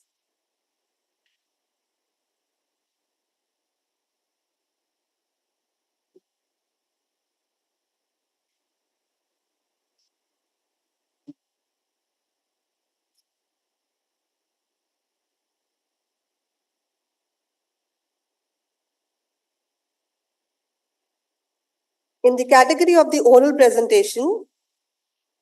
The third award, the third prize, goes to Deeptima Jeswar from National Institute of Science, Education and Research, Odisha. I invite Ms. Deeptima Jeswar to kindly come to the stage. Ladies and gentlemen, please give a big round of applause.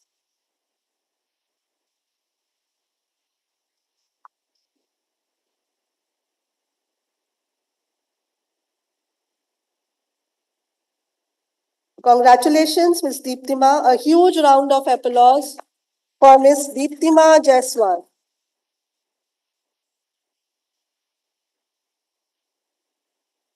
The second prize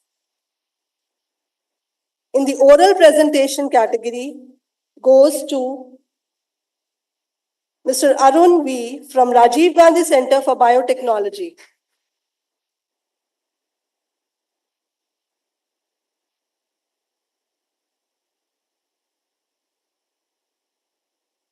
Congratulations, Mr. Arun. A huge round of applause for the second prize in oral presentation.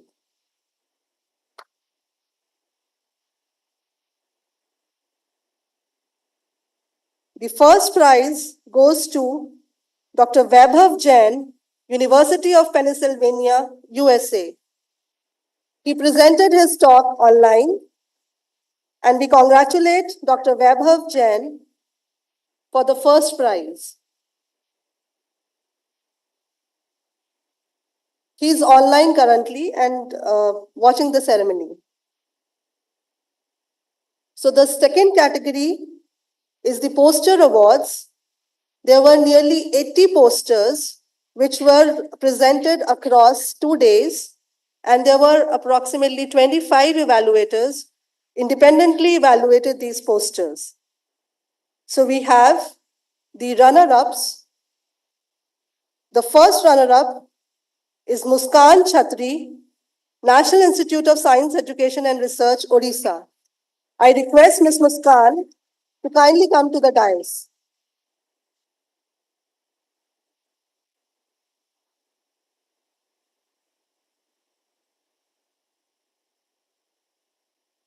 We have 10 runner-up prizes comprising of the cash prizes and the certificate.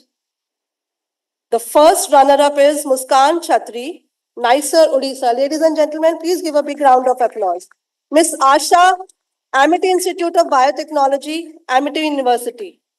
Ms. Asha, I request Ms. Asha to kindly come on the dais.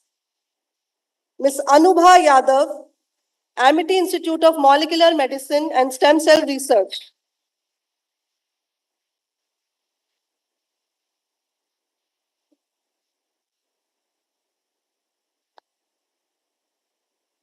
Mr. Prithvi V. Shenoy, Manipal College of Pharmaceutical Sciences.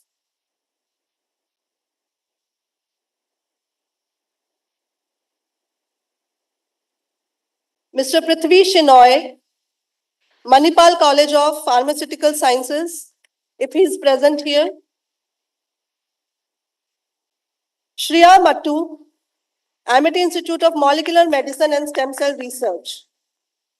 Ms. Shriya Mattu, Ms. Soumya Bansal, Department of Pharmaceutical Biotechnology, Manipal College of Pharmaceutical Sciences. Ms. Soumya Bansal,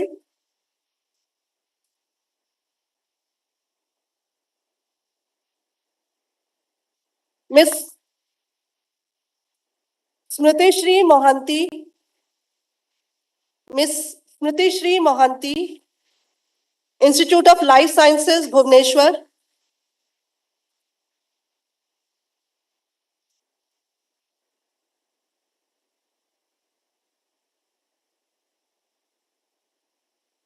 A big round of applause for Ms. Smriti Shri Mohanty.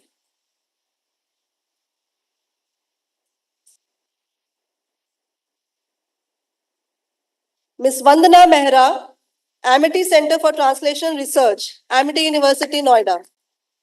Ms. Vandana Mehra.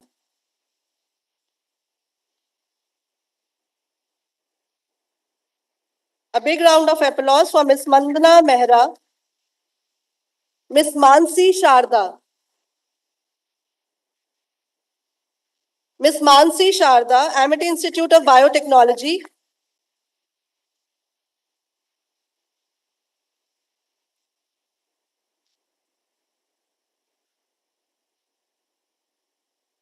A big round of applause for Ms. Mansi Sharda.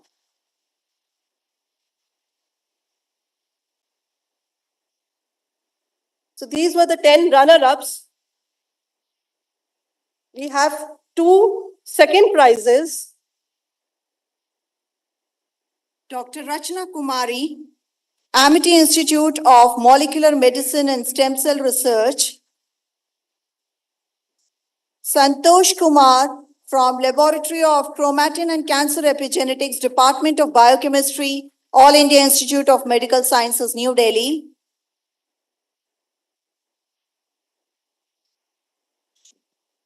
So they both shared the second prize. Ms. Rachna Kumari and Mr. Santosh Kumar. Ladies and gentlemen, please give a big round of applause.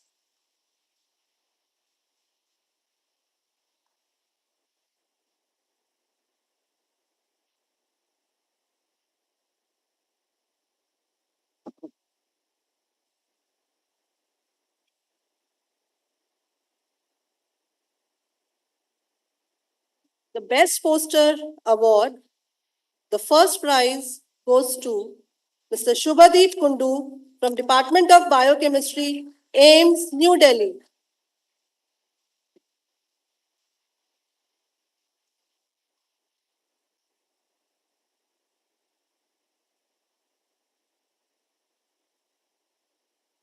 Mr. Shubhadeep Kundu, Department of Biochemistry, AIMS, New Delhi.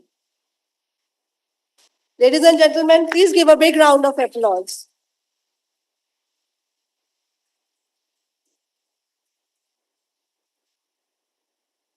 Congratulations to all the winners. We are sure that this prize will motivate everyone to do better. So as we come to the end of the ceremony, I request everyone to be kindly seated.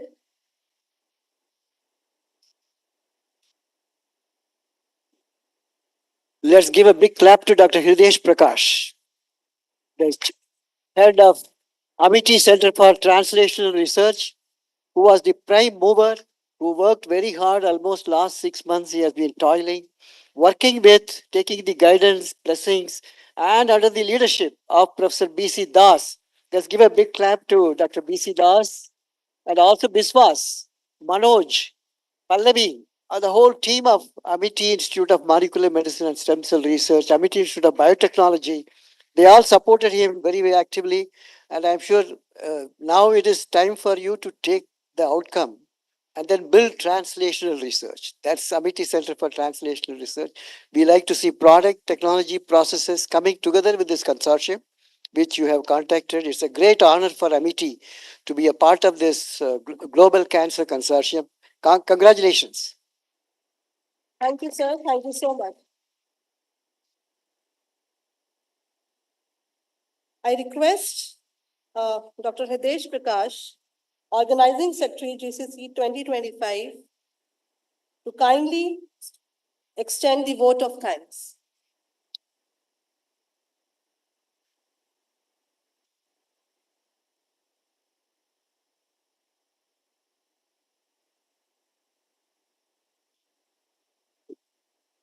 Yeah, welcome to all here. And now, as we are coming to the end of this valedictory program, and I must say that the most difficult task has been given to me, and that is vote of thanks. But still, so I will do this honor. So first and foremost, I am very much thankful to the Almighty for giving us the power, for pushing the whole program further and making it successful. So thanks to God, number one. Secondly, thanks to all the speakers and session chairs and online speakers, without which this conference was not possible because they are the skeleton of the conference, right? So thanks, I extend my heartfelt thanks to all the speakers, session chairs, and all the scientific leaders, stakeholders. Thank you very much for being the part of our four days journey. It means a lot to me and to all of us, right? Now, coming to the next department, which I would like to thank is the IT department, because without IT department, this is not possible at all. So thanks to all the IT team for extending their extraordinary support and extraordinary high-tech system for connecting us with all the online speakers. Now, now the next, I should thank all the volunteers who have worked tirelessly day and night for last Naved, I think it is now for last 3 weeks. We are working like crazy guys, back and forth, day and night, without looking to the weather or time or hunger. So thanks to all the backstage team and all the volunteers. And I'm now I this vote of thanks would not be possible, would not be complete, to be very precise, if I don't thank AIB, MIT Institute of Biotechnology, MIT Institute of Pharmacy. Naved has been instrumental in pushing me sometime, every time. And there was a time when I was almost losing my hope. But that time, I think Vishwas and Manoj Garg has built my morale. Vineet is also acknowledged on this. And of course, Dr. Das is also very consistently with us as a brick, right? Now coming to the next, I extend my heartfelt thanks to our Honorable Vice Chancellor, Madam, who has been, who has been as a pillar, backbone, supporting in all respect for steering this conference, a possible event, much successful as expected. Further, I would like to, thank our Honorable Dynamic Chancellor, Dr. Atul Chauhan. I've been discussing this event with him over WhatsApp very informally, and he has been very instrumental. And on my one email, he granted us 10 lakh advance to run the show very smoothly. So I'm very much thankful to him.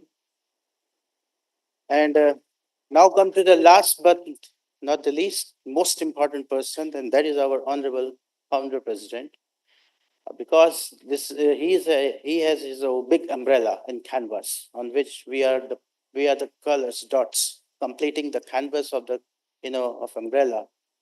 So I'm very much thankful to Honorable Founder President Dr. Ashok K. Chauhan, who is a visionary leader and institution builder, for supporting us, for giving us all the direction, all the moral support, and also sometimes the adrenaline kick. Yeah. So, and at the end, so this is my first conference in my life. So I would like to thank my late father, who has left me last year, and he has. I know when this conference the idea was conceived, he was there. So I discussed with him a couple of times, and he said all the best. So I thank him that his wishes is pushing me further. So with this, I come to the end of my vote of thanks, and thank you one and all for joining our hands together. And now we should take, and I'm taking an oath and promise together with Vivek, together with Salim and Sergey, to move further on the string of the cancer immunotherapy and to stand ourselves as a leader in this field in India for delivering the solution for the patient, because that is something very important. A patient comes to the doctor and scientist with a hope that he will get some more days of life, some more weeks of life. We are next to the God who can give the patient life, and so we have a very strong responsibility with us. So we should take oath and to feel worthy on our job that we are supposed to do. Thank you very much.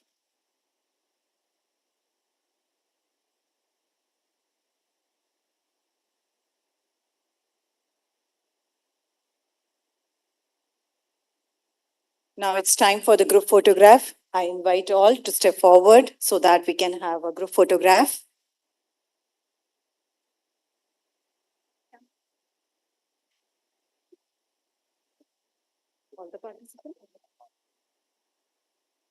Dr. Naved, Dr. Manoj, Dr. Amit, and Dr. Amitabh sir. I request all our dignitaries to join for the group photograph.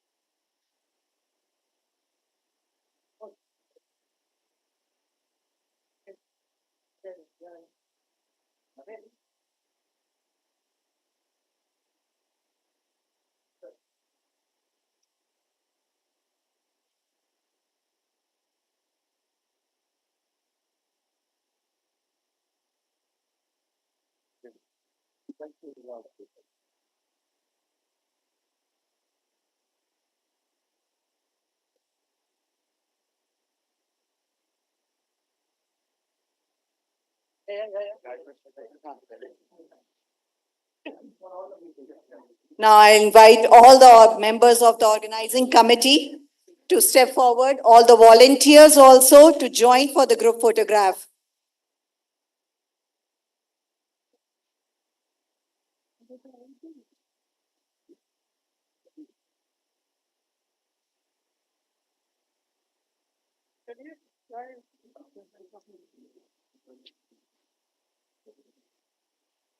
This brings to the conclusion of the valedictory function, and all are invited for the high tea.